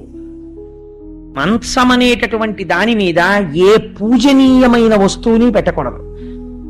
ఎవ్వరూ కూడా మంచం మీద కూర్చుని తినడం కాని తాగడం కాని చెయ్యకూడదు. మంచం అనేటటువంటిది అంత అంటే అన్ని వస్తువుల యందు నారాయణుడు ఉన్నాడు, కానీ మంచం అనేటటువంటి దానికి అంత రజోగుణ తమోగుణ పాప సంబంధం ఉంటుంది. అందుకని మంచం అనేటటువంటిది కొన్ని పరిస్థితుల్లో మాత్రమే ఉపయోగిస్తారు. అందుకే ఒక వయసు వచ్చిన తర్వాత అసలు మంచం వాడకుండా భూషయనం చేయడం కూడా ప్రారంభం చేస్తారు పెద్దలు. సరే, నేను ఈ విషయం ఎందుకు ప్రస్తావన చేశాను అంటే, ఇటువంటి స్థితిలో అసలు మంచం మీద పడుకుని ఏవి పడితే అవి చదవడానికి వీల్లేదు. కొన్ని ఉంటాయి, వాటిని మీరు మంచం మీద పడుకుని చదవకూడదు కూడా. ప్రాతరుత్థాయ పఠేత్. ఉత్థాయ అంటే లేచిన తర్వాత చదవాలి. మనం చదివే కృష్ణాష్టకం కూడా మంచం మీద పడుకుని చదవకూడదు. కానీ వ్యాస భగవానుడు ఈ జాతికి ఒక గొప్ప భిక్ష పెట్టారు. ఏమిటో తెలుసా అండి? సంస్కృతంలో ఆయన కొన్ని శ్లోకాలు ఇచ్చారు. ఈ శ్లోకాలకున్న గొప్పతనం ఏంటంటే, నిద్ర తెలివి రాగానే ఒక్కసారి ఆ సరోవరం, ఆ ఏనుగు, ఆ మొసలి, ఆ ఆడ ఏనుగులు జ్ఞాపకానికి తెచ్చుకుని ఈ శ్లోకాలు నిద్ర లేవగానే ఎవరు ఒక్కసారి మనస్సులో చెప్పుకుని లేస్తారో అటువంటి వాళ్ళకి ఒక అభయం ఇచ్చారు. మృత్యుకాలమునందు వాళ్ళు ఏ బాధ పొందరు. అసలు చీమ కుట్టిన నిప్పి పొందకుండా శ్రీమన్నారాయణుడు వచ్చి విడిపించుకుని విమానం ఎక్కించి తీసుకెడతాడు. ఆ శ్లోకాలు చదివే అలవాటు ఉన్న వాళ్ళకి. తస్మై నమ పరేశాయ బ్రహ్మణేనంత శక్తయే అరూపజోరు రూపాయ నమ ఆశ్చర్యకర్మణే నమ శాంతాయ ఘోరాయ మూఢాయ గుణధర్మిణే నిర్విశేషాయ సామ్యాయ నమో జ్ఞానఘనాయ చ క్షేత్రజ్ఞాయ నమస్తుభ్యం మహాధ్యక్ష సాక్షిణే పురుషాయ ఆత్మమూలాయ మూల ప్రకృతయే నమః సోహం విశ్వసృజం విశ్వమవిశ్వం విశ్వవేదసం విశ్వాత్మానం పరం బ్రహ్మ ప్రణతోస్మి పరమం పదం యోగరంధిత కర్మాణో హృది యోగ విభావతే యోగినోయం ప్రపశ్యంతి యోగేశం తం నతో స్పృహం నమో నమస్తే కిల కారణాయ నిష్కారణాయ అద్భుత కారణాయ సర్వాగమన్నాయ మహర్ణవాయ నమోపవర్గాయ పరాయణాయ. ఈ శ్లోకాలను వ్యాస భగవానుడు విరచితం. ఇవి గజేంద్రుడు చెప్పాడు. ఈ శ్లోకాల్లో చిత్రం ఏమిటో తెలుసా అండి? ఎవ్వరి పేరు ఆయన చెప్పలేదు. ఇది అనువాదం చేయడంలో పోతన గారికి రామచంద్రమూర్తి చేయించారు. పలికెడిది భాగవతమట పలికించు విభుండు రామభద్రుండట నే పలికిన భవహరమగునట పలికెద వేరొండు గాథ పలుకగనేలా. ఈ శ్లోకాల్ని అనువాదం చేయడం అంటే మాటలా? ఎవ్వని చేద నించు జగమెవ్వని లోపల నుండు లీనమై ఎవ్వని యందుడిందు పరమేశ్వరుడెవ్వడు మూల కారణం వెవ్వడు అనాది మధ్యలయుడెవ్వడు సర్వము తానయైన వాడెవ్వడు వాని ఆత్మభౌ ఈశ్వరునే శరణంబు వేడదన్. ఇందులో పేరు లేదది గమ్మత్తు. పూర్వకాలంలో నాకు తెలిసి ప్రతి ఇంట్లో నాయనమ్మ నోటి వెంట అమ్మమ్మ నోటి వెంట ఈ పద్యం రాని నాయనమ్మలు అమ్మమ్మలు ఉండేవారు కాదు. దురదృష్టం, ఇవాళ ఎన్ని గంటల ఎన్ని నిమిషాలకి ఎన్నో సీరియల్ వస్తుందో అది ఏ సంఘటన జరుగుతుందో చెప్పేవాళ్ళు ఉన్నారు, కానీ పద్యాలు అలవాటు పోతుంది. ఇవి భిక్ష పెట్టాయి మన జాతికి, ఆంధ్రజాతికి. పోతనామాచ్యుల వారు ఇచ్చిన కానుక. అదే అనువాదం ఎలా చేశారో చూడండి. ఎవ్వని చేజడించు జగమెవ్వని లోపల నుండి లీనమయ్యవ్వని ఎందుడిందు పరమేశ్వరుడెవ్వడు మూల కారణం వెవ్వడనాది మధ్యలయుడెవ్వడు సర్వము తానయైన వాడెవ్వడు వాణియత్మభౌ ఈశ్వరునే శరణంబు వేడదన్. ఇప్పుడు ఒక బ్రహ్మగారు రావాలి, విష్ణువు రావాలి, శివుడు రావాలి, సుబ్రహ్మణ్యుడు రావాలి, గణపతి రావాలి, విశ్వక్సేనుడు రావాలి, వినాయకుడు రావాలి. ఇదేమన్నా పేరు చెప్తోందా? ఎవరి పేరు చెప్పదు. ఎవరు సృష్టికర్తో, ఎవరు స్థితికర్తో, ఎవరు ప్రళయకర్తో, లోకములన్నీ ఎవరు సృష్టించారో, ఎవరి యందు లోకములున్నాయో, లోకములు ఎవరి యందు పెరుగుతున్నాయో, లోకములు ఎవరి యందు లయమైపోతున్నాయో, ఎవరు అంతటా నిండి నిబిడీకృతమై ఉన్నాడో, ఎవడి మాయ చేత జగత్తుగా కనబడుతోందో అటువంటి వాడు నన్ను రక్షించుగాక అని స్తోత్రం చేస్తోంది. వాడే ఘోరమైన రూపంతో ఉంటాడు, వాడే ప్రసన్నమైన రూపంతో ఉంటాడు, వాడే వరాలిచ్చేవాడిగా ఉంటాడు, వాడే కష్టాలు పెట్టేవాడిగా ఉంటాడు, వాడే శాంతమూర్తిగా ఉంటాడు, వాడే ఉగ్రమూర్తిగా ఉంటాడు.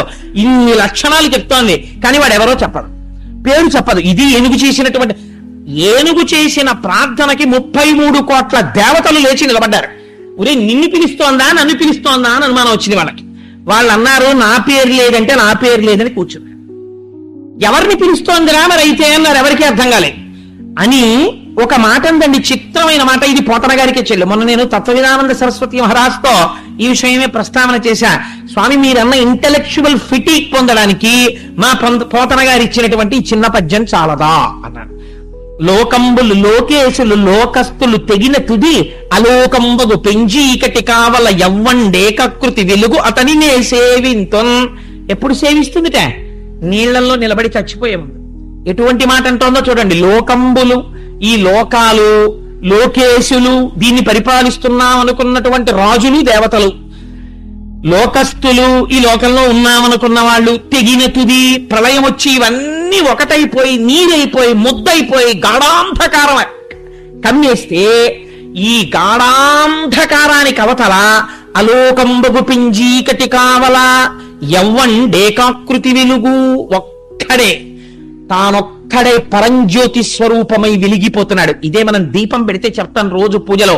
నతత్ర సూర్యోభాతి నచంద్ర తారకం నేమా విద్యుతో భాతి కుతోయమగ్ని తమేవ భాంతమనుభాతి సర్వం తస్య భాషా సర్వమిదం విభాతి అని పసుపో కుంకుమో అక్షతో పువ్వో పెట్టి నమస్కరిస్తాం. ఈశ్వర, ఎవరి ముందు సూర్యచంద్రులు కూడా ఇక ప్రకాశించరో అటువంటి ఈశ్వర స్వరూపము ఈ దీపశిఖగా వెలుగుతోంది నా ఇంట్లో. కాబట్టి ఇక్కడ ఈశ్వరుడున్న ఇల్లు, నా ఇంటికి అమంగళం జరగదు, నా ఇంటిని శత్రువులు కొట్టలేరు. కారణం, కేవల దీపం పెట్టట్లేదు నేను, ఆ పరంజ్యోతిగా ఈశ్వరుణ్ణి ఇక్కడ నిలబెట్టుకుంటున్నాను. భావనామాత్ర సంతుష్టాయై నమః అని అమ్మవారికి పేరు. మీరు చేసే నమస్కారానికి, మీరు చేసుకునే శోకానుసంధానానికి ఈశ్వరుడు వరాన్ని ఇస్తాడు. తప్పించి మీరు చేసే కర్మ తజ్జడం. దీపం వెలిగించడం కర్మ. నతత్ర సూర్యోభాతి నచంద్రతారకం నేమా విద్యుతో భాతి కుతోయమగ్ని అని మీరు చెప్పి నమస్కరించడం భావనామాత్రం చేత పరమాత్మ మీ ఇంట్లోకి వచ్చి నిలబడతాడు. కాబట్టి ఇప్పుడు ఆ ఏనుగంటోంది, లోకంబులు లోకేశులు లోకస్తులు తెగిన తుది అలోకంబుకు పింజీకటి కావల యవ్వండేకాకృతి వెలుగు అతని నేసేవింతున్. ఎవ్వడు ఒక్కడై నిలబడిపోతున్నాడో వాడు తప్ప వేరొకటి లేదో, వాడు ఈ లోకాలన్నింటినీ ఒకనాడు ముద్ద చేసేస్తున్నాడో, చీకటి చేసేస్తున్నాడో, నీటితో నింపి ప్రళయం చేస్తున్నాడో వాణ్ణి నేను పిలుస్తున్నాను. ఎవరిని పిలుస్తున్నట్టు అంటే ఇంకో మాట అంది. నర్తకు నిభంగి పెక్కగు మూర్తులతో ఎవ్వడాడు మునులు దివిజులు ఎవని ఎవని స్తుతింపనేరరు ఎవ్వని వర్తనములు ఎరుగనేరరట్టి వాణి స్తుతింతున్. ఎటువంటి మహాపురుషుడైనటువంటి వాడు తానొక్కడే ఉండి, నటుడు కారులో దిగుతాడు, వచ్చి కాసేపు ఏం చేస్తాడు, మంచి యవ్వనంలో హీరో కింద ప్యాంటు షర్టు టై కట్టుకుని టక్ చేసుకుని హీరోయిన్ తో పాట పాడతాడు. ఆ హీరోయే మళ్ళీ ఇంకొక అరగంట అయిపోయేటప్పటికి సినిమాలో మీరు ఇలా టైం చూసేటప్పటికి వృద్ధుడైపోయి తెల్లటి జుట్టుతోటి ఉంటాడు. అదే హీరో ఇంకో పావుగంట పోయేటప్పటికి ముష్టాడైపోయి రోడ్డు మీద తిరుగుతుంటాడు. అదే హీరో మీరు ఇంకో అరగంట పోయిన తర్వాత సినిమా అయిపోయే ముందు చూస్తే పిల్లలందరూ ఇంట్లో తరిమేసి ఇంత సంపాదించి వీళ్ళందరికీ ఇది చేస్తే నేను ఇలా అయిపోయానా అని పిచ్చోడైపోయి రోడ్డు మీద తిరుగుతుంటాడు. ఇంకో పావుగంట అయిపోయి మీరు చూసేటప్పటికి ఒక మహాపురుషుడు అయింది కనిపించి తత్వబోధ చేసే ఆయన కూడా ఒక మహర్షి అయిపోయి కనిపిస్తాడు. ఆయనే మీ అందరికీ ఆశీర్వచనం చేసి ఓం శాంతి శాంతి శాంతి శుభం అని సినిమా పడిపోతుంది. ఎవరు చేశాడు ఇవన్నీ? ఒక యాక్టరే. ఇంత చేసిన యాక్టర్ గర్భదరిద్రుల్లో ఉంటే మీరు ఓహ కళ్ళతోడు తీసి ఇలా తుడి చేసుకుంటుంటారు. ఆయనకి కొన్ని కోట్ల ఆస్తుంది, ఆయనేమో గర్భదరిద్రుల్లో నటిస్తున్నాడు. నటన నిజమా?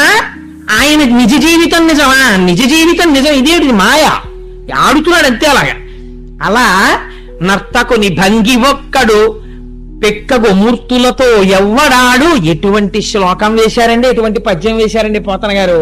ఉన్నదొక్కడే అనేకులుగా కనపడుతున్నవాడెవడో, అలాంటి వాణ్ణి ఎవరూ స్తుతి చెయ్యలేరో, వాడు చేసే పనుల్ని ఎవరు గుర్తుపట్టలేరో, ఎవ్వరూ చెప్పలేరో, అటువంటి వాడు నన్ను రక్షించుగాక. ఎవరు రావాలి, ఎవరు రక్షించాలి, అసలు ఏమిటి ప్రార్థన, మనలో ఎవడెళ్ళాలరా ఇవన్నీ అడుగుతుందో అందరూ లేచి నించున్నారు.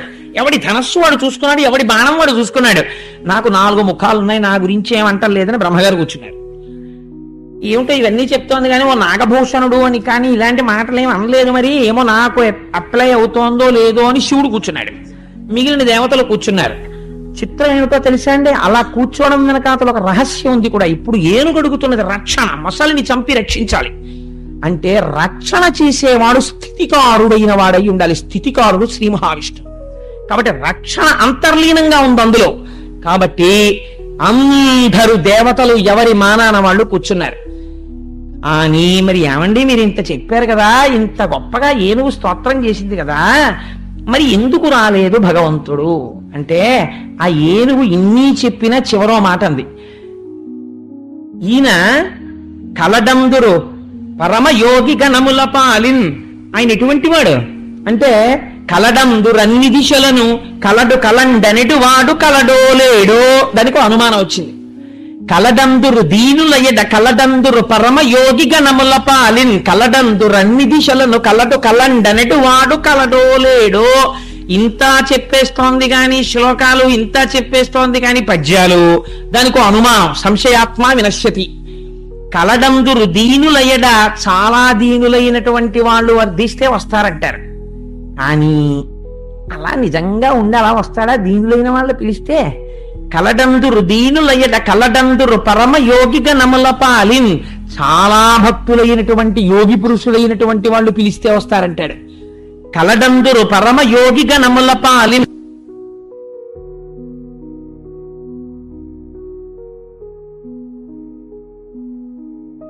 పులానింటి నిబిడీకృతం అయిపోయాడంటారు. అక్కడికక్కడ రాగలరు అంటారు. ఇందుకలడందులేడని సందేహము వలదు చక్రి సర్వోపగతుండ్. ఎందెందు వెదకి చూచిన అందందే కలటు దానవగ్రని వింటే అని నిన్న ప్రహ్లాదుడు చెప్తే, హరి సర్వాకృతులంకలండనుచు ప్రహ్లాదుండు భాషింప ఎందును లేడు లేడనుచు దైత్యుండు తర్జింప. శ్రీనరసింహకృతి దైత్యనచ్యుతుడు నానాజంగమస్థావరోత్కర గర్భంబుల అన్ని దేశముల నుద్దండ ప్రభావంబులన్ సమస్త స్థావర జంగమాత్మకమైన ప్రపంచం నిండిపోయాడు నరసింహమూర్తిని నిన్ననే కదా చెప్పుకున్నాం. అలా అంటారు. ఉన్నాడు ఉన్నాడు అంతటా ఉన్నాడంటారు. అంతర్బహిష్య తత్సర్వం వ్యాప్య నారాయణ స్థిత అంటారు. కానీ అలా వాళ్ళు అంటున్నారు. కానీ అలా అన్నవాడు నిజంగా ఉన్నాడో లేడో, కలడు కలండనెడు వాడు కలడో లేడో అంది. అంటే ఓహో ఇంకా నీకు అనుమానం ఉన్నప్పుడు నేను ఎందుకు రావడం అని ఆయన ఊరుకున్నాడు. దీనికి రామకృష్ణ పరమహంస ఒక చిన్న ఆఖ్యానం చెప్పారు. ఒకసారి వైకుంఠంలో శ్రీమన్నారాయణుడికి కాళ్ళు ఒత్తుతోంది లక్ష్మీదేవి. గభాలన పాన్పు మించి దూకి పరిగెడుతున్నాడు స్వామి. అయ్యో ఎక్కడికైనా అలా వెళ్ళిపోతున్నారు అందావిడ. అంటే నాకు పరమభక్తుడైన వాడు ఉన్నాడు, ఆయన సాకలి బట్టలు ఆరేసుకుంటుంటాడు, ఆయన విరోధులు ఆయన్ని రాళ్లు పెట్టి కొడుతున్నారు, రక్షించడానికి పరిగెడుతున్నాను, మనసులో కేశవ నారాయణ అంటూ పరిగెడుతున్నాడు అన్నారు. అని గుమ్మం దాకా వెళ్ళి వెనక్కి వచ్చేసాడు. అదేమండి వచ్చేసారేమండి అని వాడు వెనక్కి తిరిగి రాయేశాడు. అంటే తన రక్షణ తాను చూసుకుని ఈశ్వరుడు ఉన్నాడో లేడో అని అనుమానం ఉన్నవాడి జోలికి ఈశ్వరుడు వెళ్ళడం. వాడు ఉన్నాడన్న పూనికతో ఉండి శరణాగతి చేసిన వాడి కోసం ఆయన ఎడతాడు. అందుకని కలడు కలండనెడు వాడు కలడో లేడో ఈ అనుమానం ఉంది, అందుకే రాలేదు. కానీ ఈ అనుమానం పైన తింటోంది, కింద మొసలి తింటోంది. అందుకని ఏమవుతోంది, మృత్యువు కబళించేస్తోంది. ఆ కాలు డొల్ల చేసేసి ఇంకా ఈ ఏనుకి ఊపిరైపోయింది లేరా అని పిల్ల మొసళ్ళు కూడా వచ్చేసి కొరికేస్తాయి. ఇప్పుడంది, అయ్యా స్వామి కలుగడేనా పాలి కలిమి సందేహింప కలిమిలే ములులేక కలుగువాడు. పోతన గారి పద్యాలు ఏమి పద్యాలండి, అమృత గుళికలు ఆ పద్యాలు, ప్రాణం నాకు. ఈ పోతన గారి పద్యాన్ని ఓ తక్కెట్లో పెట్టి నాకున్న ఐశ్వర్యాన్నంతటినీ ఓ తక్కెట్లో పెడితే నేను ఈ పద్యాన్ని కోరుకుంటాను. ఎంత గొప్ప పద్యం అంటే, కలుగడేనా పాలి కలిమి సందేహింప కలిమిలే ములులేక కలుగువాడు. నా కడ్డబడరాడి నలిన సాధువుల చేబడి సాధువుల కడ్డుబడి వాడు. లీలతో నామరాలింపడే మొరగుల మొరలు రంగుచు తన్ను మొరగువాడు. ఆది మధ్యంతములు లేక ఎరలువాడు. భక్త జనముల దీనుల పాలివాడు. వినడే చూడడే తలపడే వెగరాడే. అది ఇన్నాళ్ళు ఏనుగు పూజ చేసినట్టు గజేంద్ర మోక్షంలో ఎక్కడ చెప్పలా పోతన గారు. ఇప్పుడు అంటున్నారు ఈ ఏనుగు భగవంతుడికి కండిషన్ పెట్టింది. సర్వధర్మాన్ పరిత్యజ్యామామేకం శరణం వ్రజ అహం త్వా సర్వపాపేభ్యో మోక్షయిష్యామి మా శుచా. భగవద్గీత. ఆఖరణని నాకేమీ చేత కాదు ఈశ్వరా అని శరణాగతి చేశాయి.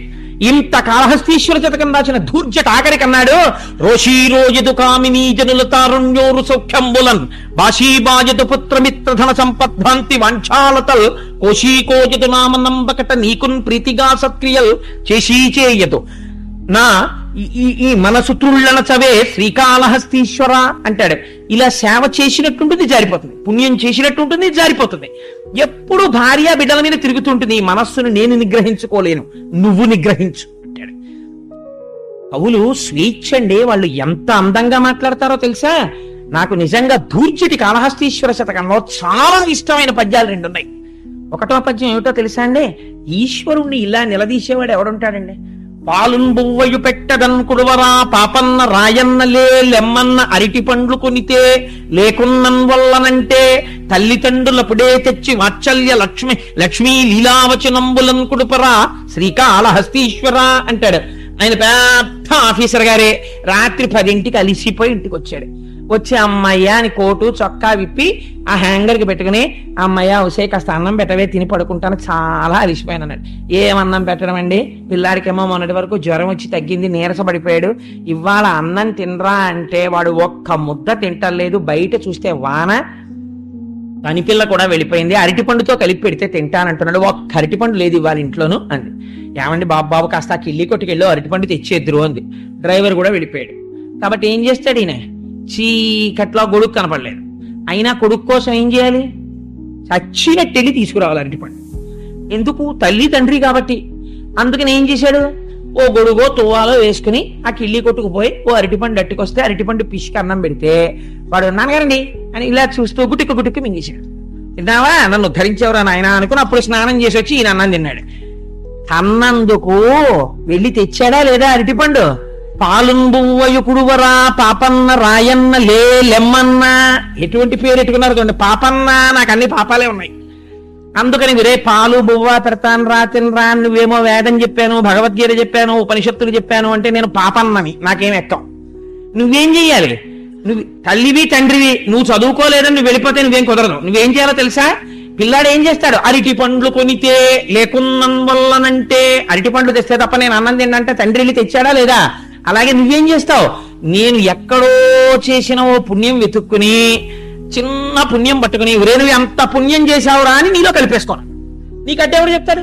శ్రీశైలేషు భజింతునో యభవు కాంచీనాథు సేవింతునో కాశీవల్లభు కల్వబోధన మహాకాళేషు పూజింతునో నా శీలం బడువైన మేరువణుచున్ రక్షింపవే నీ కృపా శ్రీ శృంగార విలాసహాసములచే శ్రీకాళహస్తీశ్వర. ఎంత గడుసుతనం అండి ధూర్జటిది నిజంగా. అలా ఇక్కడ ఈయనంటున్నాడు, వచ్చేవాడు ఎలా రావాలి, కలుగడేనా పాలి కలిమి సందేహింప కలిమిలే ములులేక కలుగువాడు.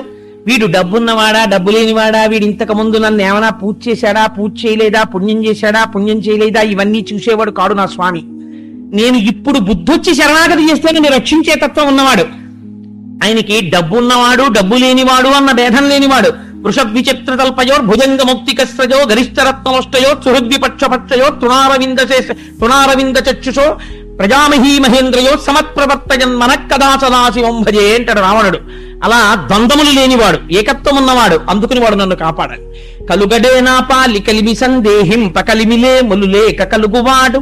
నా కడ్డబడరాడి నలిన సాధువుల చేబడి సాధువుల కడ్డుపడి వాడు. చాలా సాధు పురుషులైనటువంటి మహాభక్తులైనటువంటి వాళ్ళు స్తోత్రం చేసినంత మాత్రం చేత పరిగెత్తుకుంటూ వచ్చి రక్షించినటువంటి స్వరూపం ఉన్నటువంటి పరమాత్మను రక్షించాలి. ఎలా రావాలో తెలుసా? లీలతో నామురాలింపడే మొరగుల మొరలెరుంగుచు తన్ను మొరగువాడు. దీనికోసమని ప్రహ్లాదుడి కోసం వచ్చినట్టు అక్కడి నుంచి రాలేదండి. వచ్చేటప్పుడు నువ్వెప్పుడో ఇన్నాళ్ళు పూజ చేయకుండా చచ్చిపోయే ముందు ఆ నీళ్లలో నిలబడి నన్ను పిలిస్తే నేను వచ్చేస్తానేటయా అని రాకూడదు. నువ్వు తప్ప దిక్కు లేదని నేను చెప్తున్నాను ఇవాళ. అందుకు నువ్వు ఎలా రావాలో తెలుసా? నిన్ను నువ్వు మరిచిపోయి ఇత పూర్వం సృష్టిలో ఎన్నడూ జరగని రీతిలో అసలు అలా పరమాత్మ వస్తాడా అన్నట్టుగా నిన్ను నువ్వు మరిచిపోయి రావాలి నేను చేసిన శరణాగతికి. ఇది శరణాగతి యొక్క గొప్పతనం. అన్ని విడిచిపెట్టి ఈశ్వరా నువ్వే దిక్కు అన్నవాడిని వాడు ఎంత చేతకాని వాడై నమ్మి ఈ మాట అన్నాడో అంత చేతనైన వాడై ఆయన రక్షిస్తాడు. ఆయన శక్తి అప్పుడు ప్రకటనమవుతుంది ఈశ్వరుడిది. అందుకని లీలతో నామరాలింపడే మొరగుల మొరలెరుంగుచు తన్ను మొరగువాడు. ఆది మధ్యాంతములు లేక జరలువాడు. ఆయనకి తుది లేదు, మొదలు లేదు, మధ్య లేదు. ఆది మధ్యాంతములు లేక జరలువాడు, అంతటా ఉన్నవాడు. కానీ నా కోసం వచ్చినప్పుడు ఇలా ఠంగా వచ్చేస్తే నేను ఒప్పుకోను. ఎక్కడి నుంచో తనని తాను మరిచిపోయి రావాలి. ఆది మధ్యాంతములు లేక జరలువాడు, భక్త జనముల దీనుల పాలివాడు. వినడే చూడడే తలపడే వెగరాడే, తొండనెత్తి అరుస్తోంది, అన్ని దిక్కుల వంక చూస్తుంది. ఈశ్వర విని నువ్వు వచ్చే స్వభావం ఉన్నవాడివి, ఎందుకు రావు? ఇలా రావాలి. నేను శరణాగతి చేస్తున్నాను, నువ్వు తప్ప నాకిప్పుడు దిక్కు లేదు అని. లావొక్కింతజు లేదు ధైర్యము విలోలంబయ్య ప్రాణంబులా ఠావుల్ తప్పెను మూర్ఛవచ్చ తనువుం దశ్యన్ శ్రమంబయ్యడి. నీవే తప్పజి తప్పరం బెరుగ మన్నింపందగుం దీనునిన్. రావే ఈశ్వర కావవే వరద సంరక్షింపు భద్రాత్మక. శరణాగతి చేసింది. లావొక్కింతజు లేదు, తనకి ఏమి లేవో చెప్తోంది. ఇప్పుడు నాకు బలం లేదు, నోటితో చెప్పడం కాదండి, ఇక్కడి నుంచి చెప్పాలి. అది లావొక్కింతజు లేదు, నాకు బలం లేదు. ప్రాణంబులా ఠావుల్ తప్పెను, పంచప్రాణములు వాటి వాటి స్థానములలోంచి కదిలిపోయాయి, కింద మొసళ్ళు తినేస్తున్నాయి. మూర్ఛ వచ్చే, ఇంకా నాకు మెల్లిగా భ్రమ కలుగుతోంది, నాకేమీ తెలియడం లేదు. మూర్ఛ వచ్చే తనువుండసెన్. ఇప్పుడు నేను తామర పువ్వుని తీసి మనస్సులో నిన్ను స్మరించి కూడా ఇలా విడిచిపెట్టలేను. ఈ నీటిని ఈశ్వరుడిగా భావించి ఇలా వదలలేను. ఇందుకని ఇప్పుడు తొండం ఎత్తడానికి నాకు ఓపిక లేదు. తనువుండసన్ శ్రమం బయ్యడిన్. ఏమిటో అలసట తెలియదు, అంత శ్రమగా ఉంది. ఈ శ్రమ దేనికి పోతుందో తెలియట్లేదు. తనువుండసన్ శ్రమం బయ్యడిన్. మృత్యు అవస్థని వర్ణిస్తున్నారండి. నీవే తప్పగి తప్పరం బిరుగా. ఇప్పుడెందనవలసిన మాట, నువ్వు తప్ప నాకు వేరొక దిక్కు లేదు. కాబట్టి నీవే తప్పగి తప్పరం బెరుగా మన్నింపందగున్ దీనునిన్. నా తప్పులన్నీ క్షమించు దీనుణ్ణి. రావే ఈశ్వరా, ఈశ్వరా నువ్వు రావాలి. కావవే వరదా, వరములిచ్చేవాడా. ఈ మాట వల్ల స్థితికారుడై వచ్చాడు రక్షించి. ఇప్పుడు వరం ఇవ్వాలి, ప్రాణం రక్షించాలి.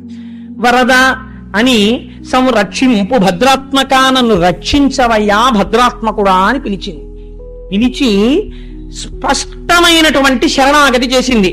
ఓ కమలాప్త, ఓ వరద, ఓ ప్రతిపక్ష విపక్ష దూర కుయ్యో, ఓ శరణాగతామరానోక, ఓ మునీశ్వర మనోహర, ఓ సుగుణోత్తమ, రావే కరుణింపవే తలపవే శరణార్థిని నన్ను కావవే అంది. అయ్యా ఓ కమలాప్త, కమలముల కన్నింటికి బంధువుడైనటువంటి వాడివి, నీ దర్శనం అయితే ఇలా విచ్చుకుంటాయి. కనగారు పొంగిపోతారు మహాభారతంలో. నీరజాకరములు నిష్టయై చేసిన భవ్యతపంబు ఫలమనంగా దినసముఖాకి నందిత చక్రయుగ్మకంబుల జనురాగంపు బ్రోవనంగా అని. మళ్ళీ ఇప్పుడు ఆ భారతం అవి మళ్ళీ ఎందుకు వచ్చిన గొడవ కానండి. అందుకని ఆ ఓ కమలాప్త, ఆ కిరణములు పడేటప్పటికీ ఇలా కమలములు విచ్చుకునేటట్టు చేయగలిగినటువంటి ఆప్త బంధువా. ఓ కమలాప్త, ఓ వరద, వరములిచ్చేవాడా. ఓ ప్రతిపక్ష విపక్ష దూర, కష్టాల్ని కలిగించేటటువంటి వాళ్ళని దూరం చేయగలిగిన వాడా. కుయ్యో శరణాగతి చేస్తున్నాను, నాకు ఇంకా మాట్లాడే ఓపిక కూడా లేదైపోయింది. కుయ్యో ఓ శరణాగతామరానోక, శరణాగతి చేసిన వాళ్ళని రక్షించే స్వభావం ఉన్నవాడా. ఉత్తరక్షణ ఫలితం ఇచ్చేస్తుంది శరణాగతి. ఓ శరణాగతామరానోక, ఓ మునీశ్వర మనోహర, మునీశ్వరుల యొక్క మనస్సులకు నాయకుడైన వాడవా. రావే కరుణింపవే తలపవే శరణార్థిని నన్ను కావవే. అని ఊరుకుంటే పోయేది. ఇప్పుడు ఒక గమ్మత్తైన మాట చెప్పింది. ఆ వచ్చే భగవంతుడు ఎలా ఉంటాడో తెలుసా?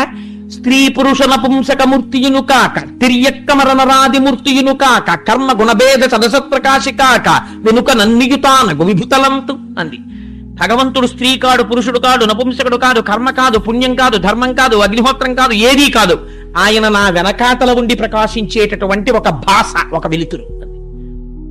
నిజమే.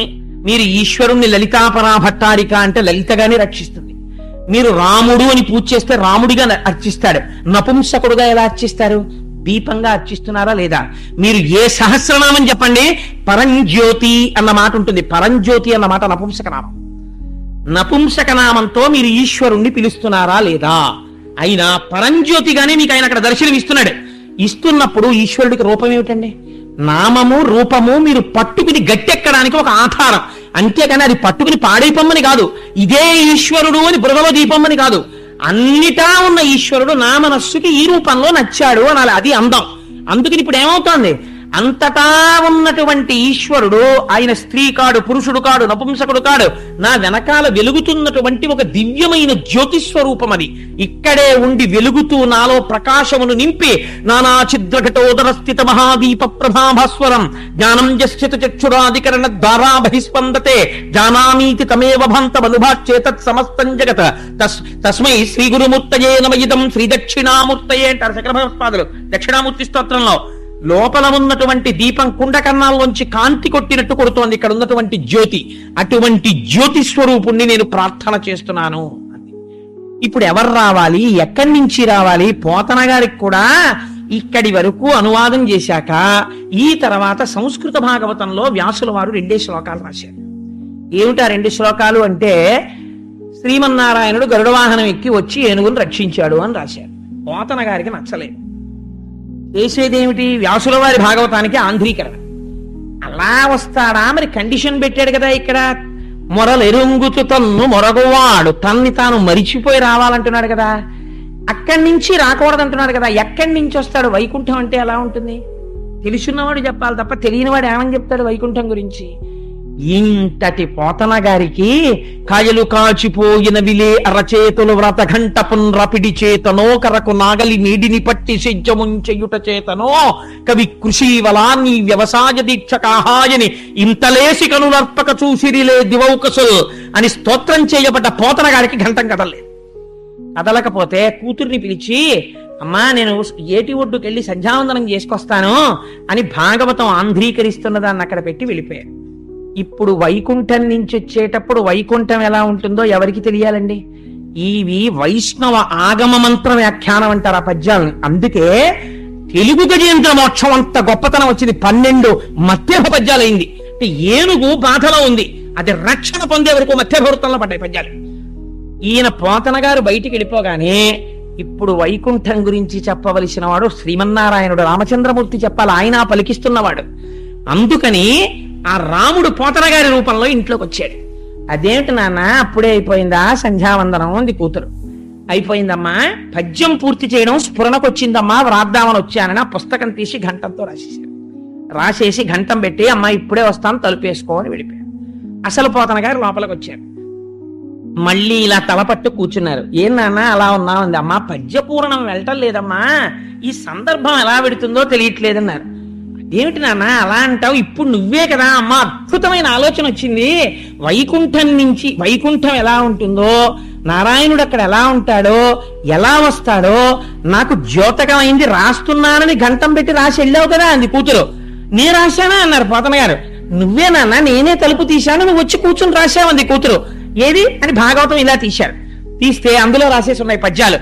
అల వైకుంఠపురంబులో నగరిలో ఆమూల సౌతంబుదాపల మందారవనాంతరామృతసర ప్రాతిందు కాంతోపలోత్పల పర్యంకరమా వినోదియగు ఆపన్న ప్రసన్నుండు విహ్వల నాగేంద్రము పాహి పాహియన కుయ్యాళించి సౌరంభియై. ఆ వచ్చినటువంటి వాడు అలా వైకుంఠపురంబులో నగరిలో ఆమూల సౌధంబుదాపల మందారవనాంతరామృతసర ప్రాంతేదు కాంతోపలోత్పల పర్యంకరమా వినోదియగు ఆపన్న ప్రసన్నుండు. ఎక్కడో అలా వైకుంఠపురంబులో, అక్కడ వైకుంఠపురం, ఆ వైకుంఠపురం లోపల బయట సనక సనందనాది మహర్షులు, నారదుడు, గరుత్మంతుడు, విశ్వక్సేనుడు, ధను కౌమోదికి శంఖ చక్రనికాయంబును, ఆయన ధనస్సు కౌమోదికి అనబడేటటువంటి గద అన్ని బయట పురుషాకృతులలో ఎదురు చూస్తున్నారు. లోపల ఎక్కడో ఆ మూల సౌధంబు దాపల, ఆ లోపల ఒక మూల ఒక పెద్ద అమృత సరోవరం, ఆ అమృత సరోవరం పక్కన చంద్రకాంత శిలలతో నిర్మించబడినటువంటి పర్యంకం, ఆ పర్యంకం మీదంతా అలంకారము చేయబడి పరచబడినటువంటి అరవిరిసిన కమల పూలు, ఆ కలువ పూల మధ్యలో పడుకున్నటువంటి లక్ష్మీదేవి, ఆ లక్ష్మీదేవి పక్కన కూర్చుని ఆవిడ పైట కొంగుని చేత్తో పట్టుకుని వేళ్లకి చుట్టుకుని చంటి పిల్లాళ్ళ ఆడుకుంటున్నటువంటి శ్రీమన్నారాయణుడు. ఇప్పుడు ఈయనకి ఏం వినబడింది అంటే, అలా వైకుంఠపురంబులో నగరిలో ఆమూల సౌధంబు దాపల మందారవనంతరామృత సర ప్రాతేందు కాంతోపలోత్పల పర్యంకరమా వినోది యగువాపన్న ప్రసన్నుండు. అలా భార్యతో ఆడుకుంటున్నా సరే తనని ఎవరైనా ఒక్కసారి మనస్ఫూర్తిగా పిలిస్తే పరిగెత్తుకొచ్చేటటువంటి లక్షణమున్న అపన్న ప్రసన్నుండు విహ్వల నాగేంద్రము పాహీ పాహీ అన కుయ్యాళించి సంరంభి అయి, ఆ ఏనుగు శరణాగతి చేసి కలుగడే నా పాలి కలిమి సందేహింప కలిమిలే ములులేక కలుగువాడు అన్న పద్యం వినపడిందంటే శరణాగతి చేసి దాని దురవస్థని గమనించాడు. సిరికింజప్పడు శంఖ చక్రయుగముం చేదోజి సంధింపడే పరివారంబును జీరడభ్రగపతిన్ మన్నింపడు ఆకర్ణికంతరథం మిల్లము చక్కనొత్తడు వివాద ప్రోద్ధిత శ్రీ కుచోపరి చలాంచలమైన వీడడు గజప్రాణ అవనోత్సాహి అయి. ఏమి పోతన గారండి, మహానుభావుడు రామచంద్రమూర్తి ఆయన రూపంలో వచ్చి పూర్తి చేశారు. ధన్యుడైపోయారు మా పోతన గారు. అందుకని సిరికింజప్పడు ఆ పమిట కొంగు వేళ్లకి చుట్టుకుని ఆడుకుంటున్నాడు. ఆడుకుంటున్నవాడు లక్ష్మీదేవికి చెప్పలేదు, చెప్పకుండా పమిట కొంగు అలాగే పట్టుకుని పరిగెత్తుకుంటూ వెళ్ళిపోతున్నాడు.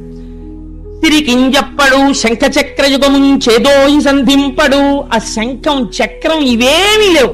అసలు నాకు అనిపిస్తుంది గజేంద్ర మోక్ష సన్నివేశంలో నిజంగా అలా వస్తున్నటువంటి నారాయణుడి చిత్రపటం గీసిన వాళ్ళు ఉన్నారా? నేను మొన్నటి రోజున భీష్ముడి గురించి చెప్తే ఎవరో ఒక పిల్లవాడు నాకు ఇక్కడ ఫోటో ఇచ్చాడు. ఇస్తే నేను చాలా క్యాజువల్ గా తీసుకుని జేబులో పెట్టుకుని వెళ్ళిపోయి ఇంటికి వెళ్ళిన తర్వాత ఫోటో అక్కడ పెట్టాను, కళ్ళజోడును పెడుతుంటే చూసి ఆశ్చర్యపోయాను. నిజంగా భీష్మాచార్యులు వారు రథం మీద ఇలా పొంగిపోతుంటే కిందకి దిగిపోయి అర్జునుడు ఇలా కృష్ణుడు చక్రం పట్టుకొచ్చేస్తుంటే అర్జునుడు కాళ్ళు పట్టుకుని బావా వద్దు బావా అని వేడుకుంటున్న కురుక్షేత్ర సంగ్రామంతో కూడుకున్న ఫోటోని ఇచ్చాడు పాపం ఆ పిల్లవాడు. ఎవరో నాకు ఇంటికి వెళ్ళి మురిసిపోయాను. రోజు చూద్దామని దాన్ని ఎదురుగుండా పెట్టాను కూడా. సో నేను ఎందుకు చెప్తున్నానంటే అలా రావడంలో పోతన గారి లైవ్ టెలికాస్ట్ చూడండి. సిరికింజప్పడు లక్ష్మీదేవి చెప్పలేదు. శంకర చక్ర యుగమున్ చేదోజి సంధింపడు, చేతుల్లో శంఖం లేదు, చక్రం లేదు, గద లేదు, పద్మం లేదు, 4 చేతులు ఖాళీ. శంఖ చక్ర యుగమున్ చేదోజి సంధింపడు, పరివారంబును జీరడు, వెనకనొస్తున్నటువంటి పరివారాన్ని అడగడు, ఓ మాట మాట్లాడు. అభ్రగపతిన్ మన్నింపడు, గరుత్మంతుడు ఇలా ఇలా ఎదురొస్తున్నాడు స్వామి ఎక్కండని తోషవతలు పారేస్తున్నాడు. అభ్రగపతిన్ మన్నింపడు, ఆకర్ణికాంతరథం మిల్లము చక్కనొత్తడు. ఇంతంత కుంతలములైనవి ఆ జుట్టు ఇలా మీద పడిపోతోంది. పడిపోతుంటే ఆ చేత్తో ఇలా తోసుకోడు, వెనక్కి సర్దుకోడు. ఆకర్ణికాంతరథం మిల్లము చక్కనొత్తడు, వివాద ప్రోద్ధిత శ్రీ కుచోపరి చలాంచలమైన వీడడు. అయ్యయ్యో ఇదేంటంటే అలా పవిటట్టుకు లాగేస్తున్నారని చెప్పి ఆవిడ వెనక పరిగెత్తుకొస్తోంది. ఆ పవిటి ఈ చేతిలో ఉండిపోయింది. ఏమందా పవిటోదలండి పవిటోదలండి అంటోంది. అసలు ఆ మాట వినిపించుకోడు. వివాద ప్రోద్ధిత శ్రీ కుచోపరి చేలాంచలమైన వీడడు గజప్రాణ అవనోత్సాహి అయి, ఆ ఏనుగు ప్రాణాలు రక్షించడానికి ఎడుతున్నాడు. ఈ ఒక్కనాడు పూజ చెయ్యని ఏనుగు ఒక్కసారి శరణాగతి చేస్తే అది పెట్టిన నియమానికి స్వామి లొంగిపోయాడు. ఏమి సౌజన్యమూర్తండే నిజంగా స్వామి. అందుకని చనుదించన్ అలా వచ్చేస్తుంటే ఆ స్వామి వెనకాతలట ఆ ముందు స్వామి వెళ్ళిపోతున్నారు. వెడుతుంటే శంఖ చక్రనికాయంబును తన వెంటన్ సిరిలచ్చి వెంట నవరోధ వ్రాత ముందాని వెంక పక్షీంద్రుడును ధన కౌమోదికి శంఖ చక్రనికాయంబును భజనీకాంతుడు నారదుండు తావొచ్చి రొయ్యన వైకుంఠ పురంబునన్ కలుగుమారాబాల గోపాలమున్. ఒక లైవ్ టెలికాస్ట్ ఇచ్చారండి. మనం అందరం ఇలా కూర్చుని ఉండగా అలా వెళ్ళిపోతున్నట్ట స్వామి. పట్టు పీతాంబరం కట్టుకుని జలధర దేహు నాజాను చతుర్బాహు సరసీరుహక్షు విశాలవక్షు శంఖచక్ర గదా పద్మహస్తుని వర్ణించినట్టుగా పట్టు పీతాంబరం పట్టుకుని వెళ్ళిపోతుంటే, అమ్మవారి కొంగు పట్టుకుని వెళ్ళిపోతుంటే, అమ్మవారు పమిట జారిపోతుందని ఇలా 2 చేతులతో పట్టుకుని ఆవిడ గబగబా వెళ్ళిపోతుంటే, తన వెంటన్ సిరి లచ్చి వెంట నవరోధ వ్రాతమున్ అంతఃపురకాంతలందరూ పరిగెత్తున్నారు. అవరోధవ్రాతము దాని వెనుక పక్షీంద్రుడును, ముందుకెడితే తోసేస్తున్నాడని వెనక గరుడ వాహనం పెరిగెడుతోందిట. దాని వెనుక పక్షీంద్రుడును, దాని వెనుక ధను కౌమోదికి శంఖచక్ర నిగాయంబును, శంఖము చక్రము కౌమోదికి శార్ంగం అనేటటువంటి ధనస్సు, ఆ బాణముల యొక్క ఆ పెట్టుకునేటటువంటి తూణీరము, ఇవన్నీ కూడా వెనకాతల పురుష రూపాన్ని దాల్చి పరిగెత్తుకొచ్చేస్తున్నాయిట. శంఖచక్ర నికాయంబును ధజనీకాంతుడు విశ్వక్సేనుడు, నారదుడు వచ్చేస్తున్నాడు. తావొచ్చి రొయ్యన వైకుంఠపురంబునన్ కలుగువా రాబాల గోపాలము. ఆ వైకుంఠపురంలో ఉన్న పిల్లాడి దగ్గర నుంచి ముసలాళ్ళ వరకు అందరూ వచ్చేస్తున్నారు ఆకాశంలో. అందుకే ఎప్పుడైనా ఎవరింటికైనా చాలా మంది వచ్చేస్తుంటే ఏమిటో తన వెంటన్సిరి అన్నట్టు ఇలా వచ్చేసారంటారు మన వాళ్ళు. పోతన గారి పద్యాలు తెలుగుదేశం మీద ముద్ర వేసేసేయండి. తెలుగుదేశం మీద అంటే నా ఉద్దేశం ఆంధ్రదేశం మీద అని. అందుకని తెలుగు వాళ్ళ మనస్సుల మీద అంత ముద్ర వేశాయి. అందుచేత తన వెంటన్సిరి లచ్చి వెంట నవరోధ వ్రాత ముందాని వెనుక పక్షీంద్రుడు ధన కౌమోదికి శంఖచక్ర నికాయంబును భజనీకాంతుడు నారదుండు తావొచ్చి రొయ్యన వైకుంఠ పురంబునన్ కలుగువారు అబాల గోపాలమున్. అంటే అమ్మవారి దగ్గరికి వెళ్ళి అడుగుతున్నారు, అమ్మా అసలు ఎక్కడికి వెళ్తున్నాడమ్మా, నీకు తెలుస్తుంది కదా ఆయన సంగతి, ఇలా ఎప్పుడైనా వెళ్ళాడా ఇంతకు పూర్వం, ఇటమ్మా ఇలా వెళ్ళిపోతున్నాడు అనుకున్నారట. అమ్మవారు అందుట తను వెంచేయు పదంబు పేర్కొనడనాథ స్త్రీ జనాలాపముల్ వినెనో మృత్యులు మృత్యురించి రొఖలు వేద ప్రపంచంబులన్. ఇలా వెళ్ళిపోయేటటువంటి సందర్భాలు కొన్ని ఉన్నాయి. ఈయన ఎప్పుడు వెళ్ళిపోతుంటారో తెలుసా, ఆవిడికి తెలుస్తాయి రహస్యాలన్నీ ఇంతే ఆవిడికి. ఆయన ఈ టైంలో వెళ్ళారంటే ఖచ్చితంగా ఎక్కడికి వెళ్ళరా, శివాలయంలో పడి ఉంటాడు, అక్కడ ప్రదక్షిణం చేస్తుంటాడంటూ ఆవిడికి తెలుసు ఈయన సంగతి. అందుకని చనుది ఆ వచ్చినటువంటి వాడు అలా వచ్చేస్తున్నాడు ఎవరికీ చెప్పకుండా అంటే ఆయన తప్పకుండా వేద ప్రపంచంబులన్, ఎవరో కలులు వేద ప్రపంచాన్ని తస్కరించారు, సోమకుడు తస్కరించినట్టు, అప్పుడు వెడుతుంటారు. లేకపోతే ఏదైనా సభలలో ఆర్తి చెందినటువంటి కాంతలు గోవిందా అని ప్రార్థన చేస్తే వెడతాడు. అంటే ఏ ఏ సందర్భాల్లో ఇత పూర్వం వెళ్ళాడో స్వామివారు అమ్మ జ్ఞాపకం చేసుకుంటోంది. అందుకని అట్లాంటి సందర్భాల్లో వెడతాడు. భక్తులంకని చక్రాయుధుడేడి తెలుపుడని ధిక్కారించిరో దుర్జనుల్. చిన్న చిన్న పిల్లలైన భక్తుల్ని పట్టుకుని ఏడ్రా ఎక్కడున్నాడు చూపించు పరమాత్మ అని కొంతమంది పెద్దవాళ్ళు ధిక్కరిస్తుంటారు. నిన్ననేగా విన్నాం హిరణ్యకశిపుడు ప్రహ్లాదుడు. అందుచేత తను వేంచేయు పదంబు పేర్కొనడనాథ స్త్రీ జనాలాపముల్ వినినో మృత్యులు మృత్యురించుర ఖలుల్ వేద ప్రపంచంబులన్ ధనుజానీకము దేవతానగరిపై దండెత్తనో భక్తులంగని చక్రాయుధుడేడి తెలుపుడని ధిక్కారించిరో దుర్జనుల్. అందుకని ఇలాంటి సందర్భాలు ఏమైనా వచ్చాయేమో స్వామి అలా పరిగెడుతున్నాడు అందావిడ. కానీ వీళ్ళు ఊరుకుంటారా, అమ్మా ఎక్కడికెడుతున్నాడో అడుగమ్మా, ఎక్కడికెడుతున్నాడో అడుగమ్మా, మేము వెడితే చెప్పట్లేదమ్మా, అడుగమ్మా అడుగమ్మా అంటున్నారు. ఒక పక్కనేమో గబగబా నడిస్తే స్వామివారి కాళ్ళల్లో కాళ్ళు పడిపోయి కింద పడిపోతుంది. నడిచేవాడికి చేతులు ఊగాలి, చేతులు ఊపుకుంటూ పోని వెనకాతల గబగబా వెడదామంటే పవిట కొంగట్టుకు వెళ్ళిపోతున్నాడు. అందుకని రెండు చేతులు పవిట కొంగు అడ్డెట్టుకుంది, ఆ పవిట కొంగు జారిపోకుండాను. అలా వెళ్ళిపోతున్నటువంటి తల్లి నిజంగా అమ్మవారు పడింది ఆ రోజున బాధ. అడిగదన్న కడుబడ్డి జను అడిగిన తన మగడు నుడ్డుబడ్డ నిన్నడయ్య డగున్ వెడ్డబెడ్డ సిడ్డి ముడ్డిద్ద డబ్బడ్డ నడ్డుగిడ్డున్నట్టు గిడ్డదు జడ్డిమన్నట్టు గిడ్డున్న డలన్.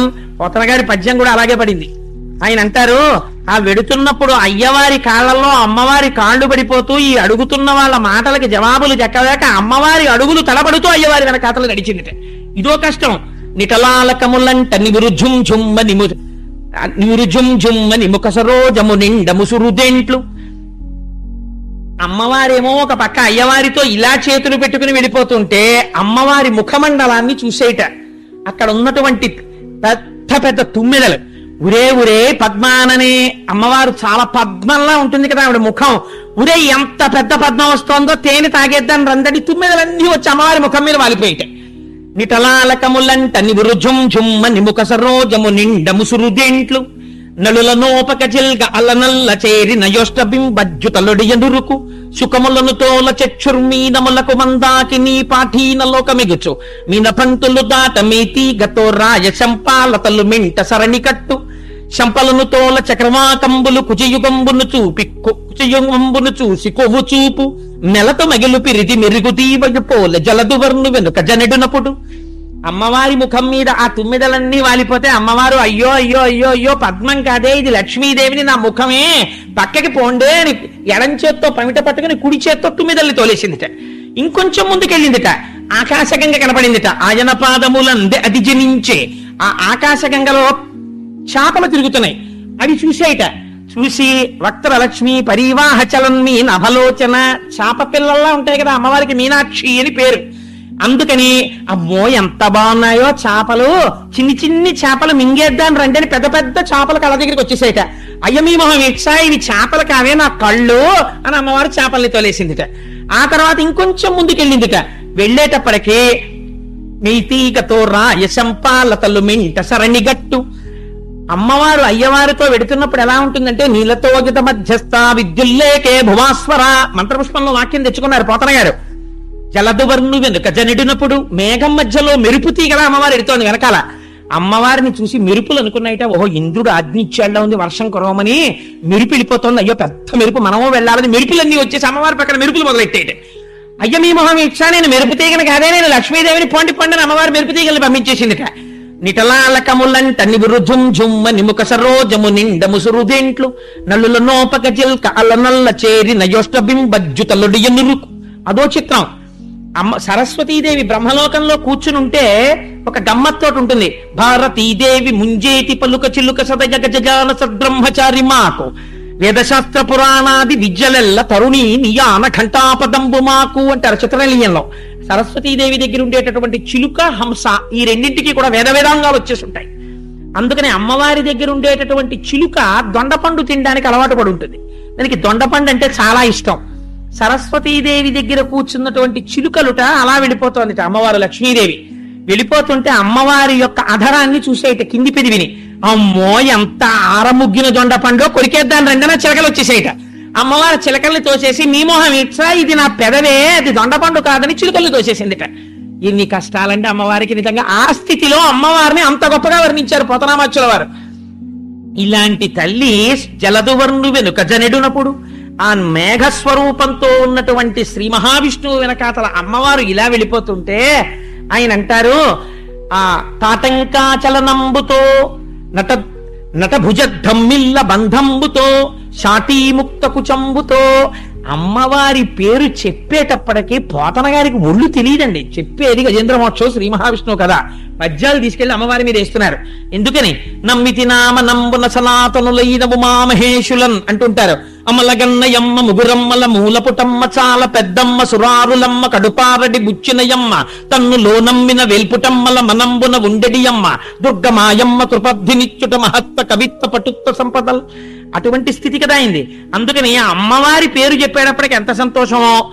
అందుకని ఆ కదులుతున్నటువంటి తాటంకాచలనంబుతో నటభుజద్ధమ్మిల్ల బంధంబుతో శాటీభుక్త కుచంబుతో నధుడ చెంచత్కంచితో శీర్ణలలాటలేపనముతో మనోహర కర గ్రాహీ హస్తంబుతో.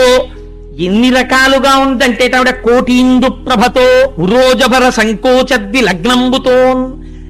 లక్ష్మీదేవిని కళ్ళకి కట్టి చూపించారండి విష్ణు భగవానుడి వెనకాల పెడుతున్న లక్ష్మీదేవిని. అమ్మవారు ఎలా ఉందంటేట తాటంకాచలనమ్ముతో.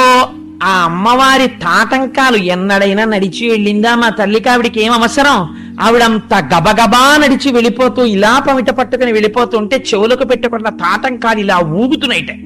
అవి ఊగుతుంటే అమ్మవారి ఎర్రటి చెక్కిళ్లలో ప్రతిఫలిస్తుంటే స్ఫురద్గండాభోగ ప్రతిఫలిత తాటంక జగులం చతుశ్చక్రం మన్యేతవ ముఖమిదం మన్మదరథం యమారుహ్యద్రుహ్యత్కమనిరథమర్కేందు చరణం మహావీరోమార ప్రమదపతయే సంగీతపతే అంటారు సుందరలహరిలో శంకరాచార్యుల వారు. అలా అమ్మవారి యొక్క తాటంకములు ఊగుతున్నాయిట. తాటంకాచలనంబుతో భుజనటద్ధమ్మిల్ల బంధంబుతో. చేతులు ఇలా పెట్టుకుని గబగబా నడవడంలో, భుజాలు ఇలా ఇలా కదలడంలో పెద్ద జుట్టుముడి కబరీ బంధం ఆవిడిది. ఆ జుట్టు ముడికి భుజాలు ఇలా ఇలా తగలడంలో ఆ బంధం అంతా ఊడిపోయి అమ్మవారి జుట్టు ఒక్కసారి ముడి ఊడిపోయి ఆ పిరుదుల కింద వరకు పెద్ద జడ, ఆ కేశపాశం వేలాడుతోందిట. అమ్మవారి జుట్టుని అలా చూస్తే చాలండి అజ్ఞానం పోతుంది. ధృతోద్భంతం నస్తులిత దళితేందీవరవనం అంటారు శంకరాచార్యులు వారు. అందుకని అటువంటి కేశపాశంట. అందుకని భుజనటద్ధమ్మిల్ల బంధంబుతో శాటీముక్త కుచంబుతో. కట్టుకున్న పట్టుపుట్టం పమిట పక్కకి తొలగిపోయిందిట. శాటీముక్త కుచంబుతో నధృడంచితో గట్టిగా పెట్టుకుందిట మొలనూలు. దానికి చిరుగంటలు. అమ్మవారు అడుగు తీసి అడుగు వేస్తుంటే ఆ గంటలు గల్లు గల్లు గల్లు గల్లు అని మోగుతాయి. ఆ శబ్దాలని బట్టి అమ్మవారి పక్కన ఉన్నటువంటి హంసలు ఆ శబ్దాలు వింటూ అటు ఇటు ఊగుతూ అవి నడుస్తుంటాయి. అందుకని వాళ్ళని పరమహంసలు అంటారు. ఉచ్ఛ్వాస నిశ్వాసలో అమ్మవారి దర్శనం చేసేవాళ్ళని. అటువంటి పెట్టుకున్నటువంటి ఆ వడ్డాణం ఊడిపోయి కిందకి జారిపోతోంది. కిందకి జారిపోతున్న వడ్డాణంతో ఇలాంటి లక్ష్మీదేవిని దర్శించిన వాడు ఉన్నారండి మా పోతన గారు తప్ప. అందుకని నధృఢ కంచితో శీర్ణలలాట లేపనముతో ఏ తల్లి ఇలా ఒక్కసారి చూస్తే అపాంగత్వే లబ్ధా జగదిదమనంగో విజయతే అంటారు. ఇలా క్రీగంటి చూపు చూస్తే కోట్లకు పడగలెత్తుతాడు కొన్ని జన్మలు. అటువంటి తల్లికి నుదుటి మీద చెమట పట్టిందిట. శీర్ణలలాట లేపనముతో ఆ మనోహరుడైనటువంటి భర్త చేతిలో ఉండిపోయిన పమిట కొంగుతో ఉరోజబర సంకోచద్ది లగ్నంబుతోన్ ఇన్ని బ్రహ్మాండములను పోషించేటటువంటి బరువైన స్తనమండలం ఇంత నడకలేక అలవాట్లేక నడుస్తుంటే నడువు కరకరలాడిపోయిందిట అమ్మవారికి ఆ రోజున. అలా నడిచి వెళ్ళిపోయిందిట. ఇంతలోకే దేవలోకాల్లో ఉన్నవాళ్ళు మనుష్యలోకాల్లో ఉన్నవాళ్ళు ఏదో పనులు చేసుకుందామని బట్టలారేసుకుందామని కాసేపు ఏదో ఆ లైట్ వేసుకుని పెరట్లోకి ఎడదామని వీధిలోకి ఎడదామని మేడెక్కుదామని బయటకు వచ్చిన వాళ్ళు చూస్తున్నారు. ఎందుకో ఇలా చూశారు, ఏంటి ఇంత వెలుతురుగా ఉంది ఏమిటని ఇలా చూశారు ఆకాశం వంక. చనుదెంచన్ఘనుడల్లవాడ హరిపజ్జంగంటి రే లక్ష్మి శంకరనాదమ్మది చక్రమల్లదే భుజంగధ్వంసియున్వాడ క్రమ్మన నేతంచ నటంచు వేల్పులు నమో నారాయణాయేతి నిస్వనులై మృక్కిరిమింట హస్తి దురవస్థావక్రికిన్ చక్రికిన్ అంటారు పోతన గారు. ఒక్కసారి ఎక్కడ వాళ్ళు అక్కడ నిలబడిపోయారట. చనుదించన్ ఘనుడల్లవాడ హరి తపస్సులు చేస్తే కనపడిన వాడి వాళ్ళు ఇలా వెళ్ళిపోతున్నాడు. చూడండి చూడండి చూడండి అని చూపిస్తున్నారట. పట్టు పీతాంబరం కట్టుకుని గబ గబ గబ గబ అడుగులు వేసుకుంటూ వెళ్ళిపోతున్నాడు. భార్య అందిట ఏమండో హరే కాడు. చనుదించన్ ఘనుడల్లవాడ హరి పజ్జంగంటి రే లక్ష్మి తెల్లటి బట్ట కట్టుకుని అదిగో మా అమ్మవారు ఆవిడ వెళ్ళిపోతాను. నిత్యాన పాయనీ నిరవద్యాం దేవదేవ దివ్య మహిషీం మా తల్లి వెళ్ళిపోతోంది. చనుదించన్ ఘనుడల్లవాడ హరి పజ్జంగంటి రే లక్ష్మి శంఖనినాదమ్మదే చక్రమల్లదే భుజంగధ్వంసియున్వాడే ఆతత పక్షమారుత రజకంపిత ధున్నితాచల వ్రాత మహర్ణవుండు అంటారు అమృతాపహరణంలో నన్నయ్య గారు. అలా రెక్కల సవ్వడిలో వేదం వినిపించగలిగినటువంటి గరుడ వాహనం వెళ్ళిపోతోంది. అందుకని చనుదించన్ ఘనుడల్లవాడ హరిపజ్జంగంటి రే లక్ష్మి శంఖనినాదమ్మది చక్రమల్లది భుజంగధ్వంసియున్వాడే క్రమ్మన నేతంచ నటంచు వేల్పులు నమో నారాయణాయేతి నిస్వనులై మృక్కిరి మింట హస్తి దురవస్థావక్రికిన్ చక్రికిన్. ఇంతమంది నిలబడిపోయి అడిగో స్వామి అమ్మ శంఖం చక్రం గరుడు నారాయణుడు నారదుడు అబ్బో అబ్బో అబ్బో అని నమో నారాయణ అంటూ నమస్కారాలు చేస్తూ నిలబడ్డారట.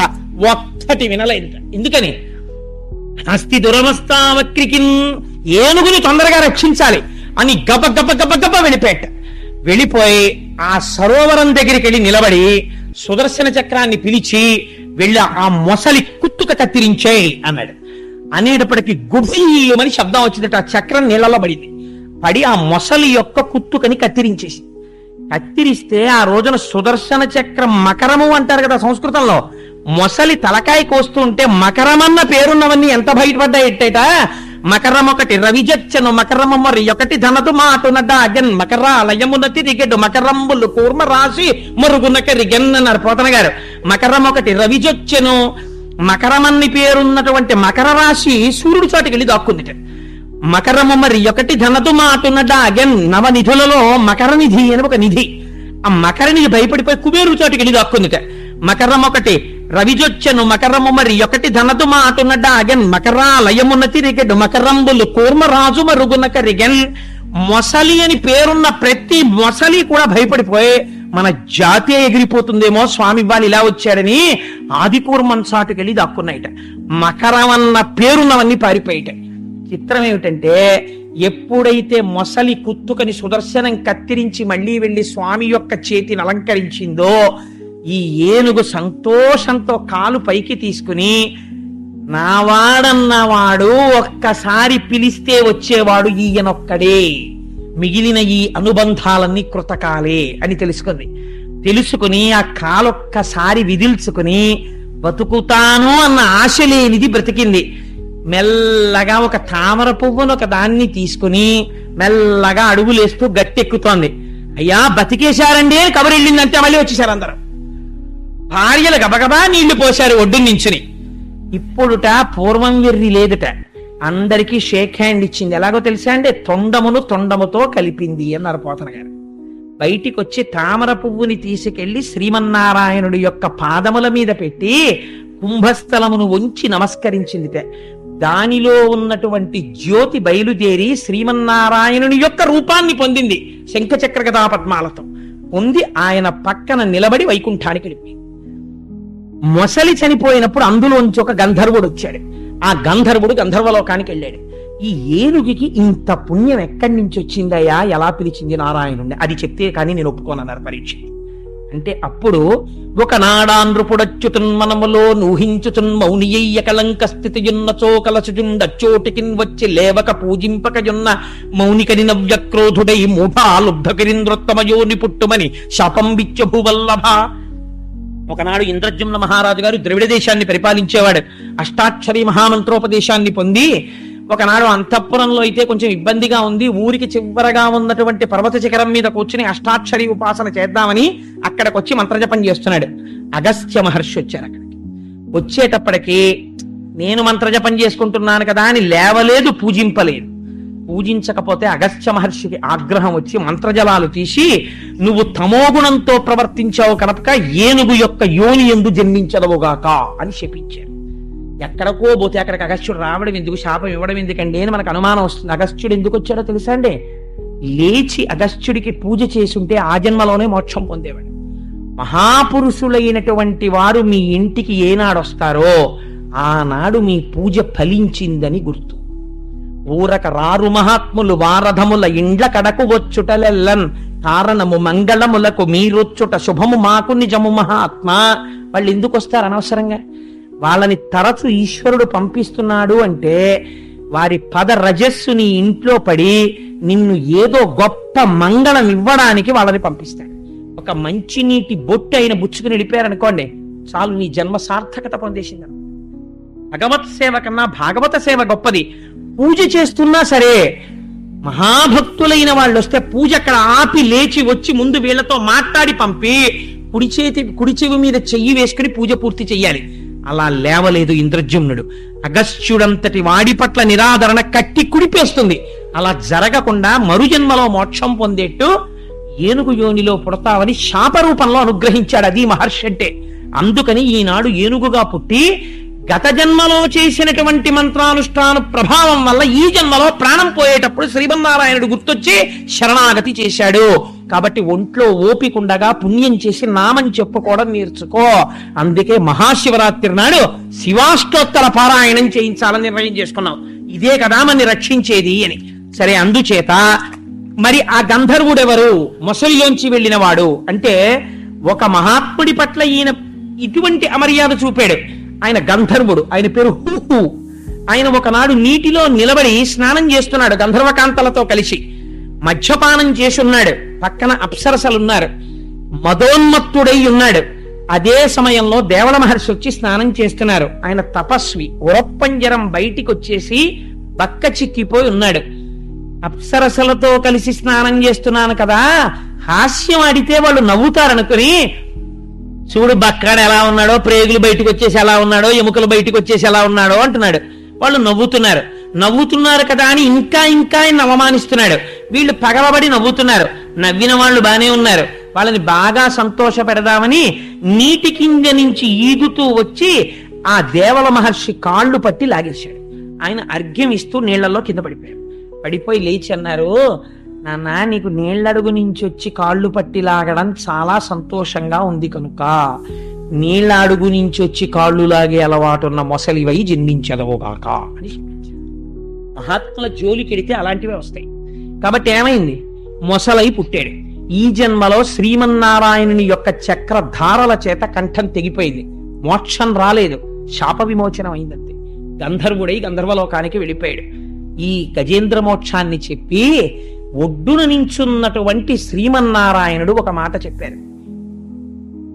అయ్యా, ఎవరైతే ఇప్పటి వరకు భాగవతంలో చెప్పిన కథలన్నీ ఒకెత్తండి, ఒక్క గజేంద్ర మోక్షం ఒక్కటి ఒకెత్తు. ఈ గజేంద్ర మోక్షమనబడేటటువంటి కృష్ణానుభావమైన గజరాజు రక్షణ కథ విను వారికి యశములిచ్చును దురితాపహంబు దుస్వప్ననాశంబు దుఃఖ సంహారంబు పొద్దున మేల్గాంచి పూత వృత్తి నిత్యంబు పఠించు నిర్మలాత్మకులైన విప్రులకు బహు విభవమరు సంపదలు కల్గు పీడలు శాంతి పొందు సుఖము వర్ధిల్లు శోభిల్లు సంతానములు అని ఎవరైతే ఈ గజేంద్ర మోక్షమనబడేటటువంటి కథని శ్రద్ధగా వింటున్నారో అందున విశేషించి గొప్ప గొప్ప వ్రతాలు ఏమైనా చేసిన తరువాత గజేంద్ర మోక్షాన్ని వినడం ద్విగుణీకృత పుణ్యం. అలా వింటే లేదా మామూలుగా చేతులు ఒగ్గి నమస్కరిస్తూ స్వామి యొక్క ఈ కథని ఎవరు వింటున్నారో అటువంటి వారికి దుస్వప్ననాశంబు, దుస్వప్నముల వలన వచ్చేటటువంటి బాధలు పోతాయి, రోగములు పరిహరింపబడతాయి, దరిద్రము తొలగిపోతుంది, సంపదలు కల్గు ఐశ్వర్యం కలిసొస్తుంది, పీడలు శాంతి పొందు, గ్రహదోషముల వలన పీడలు వస్తుంటే ఆ పీడలు తొలగిపోతాయి, పీడలు శాంతి పొందు, సుఖము సిద్ధించు, అపారమైన సుఖం కలిగి మనశ్శాంతితో ఉంటాడు. వర్ధిల్లు శోభనములు, ఇంట్లో అస్తమానం మంగళతోరణం కట్టి శుభకార్యాలు చేస్తూనే ఉంటాడు. వర్ధిల్లు శోభనములు, ప్రతిరోజు ఏ కోరిక లేకుండా ఈ పద్యాల్ని నిరంతరం అలా చెప్పుకునే అలవాటు ఉన్నటువంటి బ్రాహ్మణుడు ఎవడున్నాడో అటువంటి బ్రాహ్మణుడు అంత్యకాలమునందు యమదర్శనము చేయడు. వాడు శ్రీమన్నారాయణ దర్శనాన్ని పొంది ఆయన విమానంలో వైకుంఠాన్ని చేరుకుని మోక్షం పొందుతాడు అని నారాయణుడు అనుతినిచ్చే శ్రీమన్నారాయణుడే స్వయంగా ఫలస్థుతి చెప్పినటువంటి మహోత్కృష్టమైనటువంటి గజేంద్ర మోక్ష గాథని ఇవాళ కృష్ణ భగవానుడు మనని అనుగ్రహించి నా చేత పలికించి నన్ను చేతకానివాడు పలుకుతున్న ఉదార బుద్ధితో మా స్వామి కథ అన్న భక్తితో విన్న మీకు ఎంతటి కటాక్షం అబ్బాలో. అందుకని అంత పరమ పవిత్రమైన ఆఖ్యానమైన గజేంద్ర మోక్షాన్ని సంతోషంగా పూర్తి చేశాం. కృష్ణానుభవమైన అన్నారు కాబట్టి ఇవాళ మనం సంతోషంగా అన్ని నామాలు కృష్ణనామాలే. ఒక్కసారి ఇవాళ నామం చెప్పి బయలుదేరుతామండి, ఎందుకంటే అదే కదా రక్షించింది ఆ ఏనుగుని. అందుకని అందరూ చెప్పి బయలుదేరండి. వసుదేవసుతం దేవం వసుదేవసుతం దేవం కంసచాణూరమర్దనం కంసచాణూరమర్దనం దేవకీ పరమానందం దేవకీ పరమానందం కృష్ణం వందే జగద్గురుం కృష్ణం వందే జగద్గురుం అతసీ పుష్ప సంకాశం అతసీ పుష్ప సంకాశం హారనూపురశోభితం హారనూపురశోభితం రత్నకంకణ కేయూరం రత్నకంకణకేయూరం కృష్ణం వందే జగద్గురుం కృష్ణం వందే జగద్గురుం మందారగంధ సంయుక్తం మందారగంధ సంయుక్తం చారుహాసం చతుర్భుజం చారుహాసం చతుర్భుజం పరిహి పింఛావచూడాంగం కృష్ణం వందే జగద్గురుం వందే జగద్గురుం ఉత్ఫుల్ల పద్మపత్రాక్షం పుల్లపద్మపత్రాక్షం నీలజీమూత సన్నిభం నీలజీమూత సన్నిభం యాదవానాం శిరోరత్నం వేదవానాం శిరోరత్నం కృష్ణం వందే జగద్గురుం కృష్ణం వందే జగద్గురుం రుక్మిణీ కేళీ సంయుక్తం విణీకేళీ సంయుక్తం పీతాంబర సుశోభితం పీతాంబర సుశోభితం అవాప్త తులసీగంధం అలాక్త తులసీగంధం కృష్ణం వందే జగద్గురుం కృష్ణం వందే జగద్గురుం గోపికానాం కుచద్వంద్వం గోపికానాం కుజద్వంద్వం కుంకుమాంకిత వక్షసం కుంకుమాంకితవక్షసం శ్రీనికేతం మహేశ్వాసం శ్రీనికేతం మహేశ్వాసం కృష్ణం వందే జగద్గురుం కృష్ణం వందే జగద్గురుం శ్రీవత్సాకం మహోరస్కం శ్రీవత్సాకం మహోరస్కం వనమాలా విరాజితం శంఖచక్రధరం దేవం శంఖచక్రధరం దేవం కృష్ణం వందే జగద్గురుం కృష్ణం వందే జగద్గురుం కృష్ణాష్టకమిదం పుణ్యం నాస్తకమిదం పుణ్యం ప్రాతరుద్ధాయ పఠేత్ పరుద్ధాయ ఫలే కోటి జన్మ కృతం పాపం జన్మకృతం పాపం స్మరణేన వినశ్యతి స్మరణేన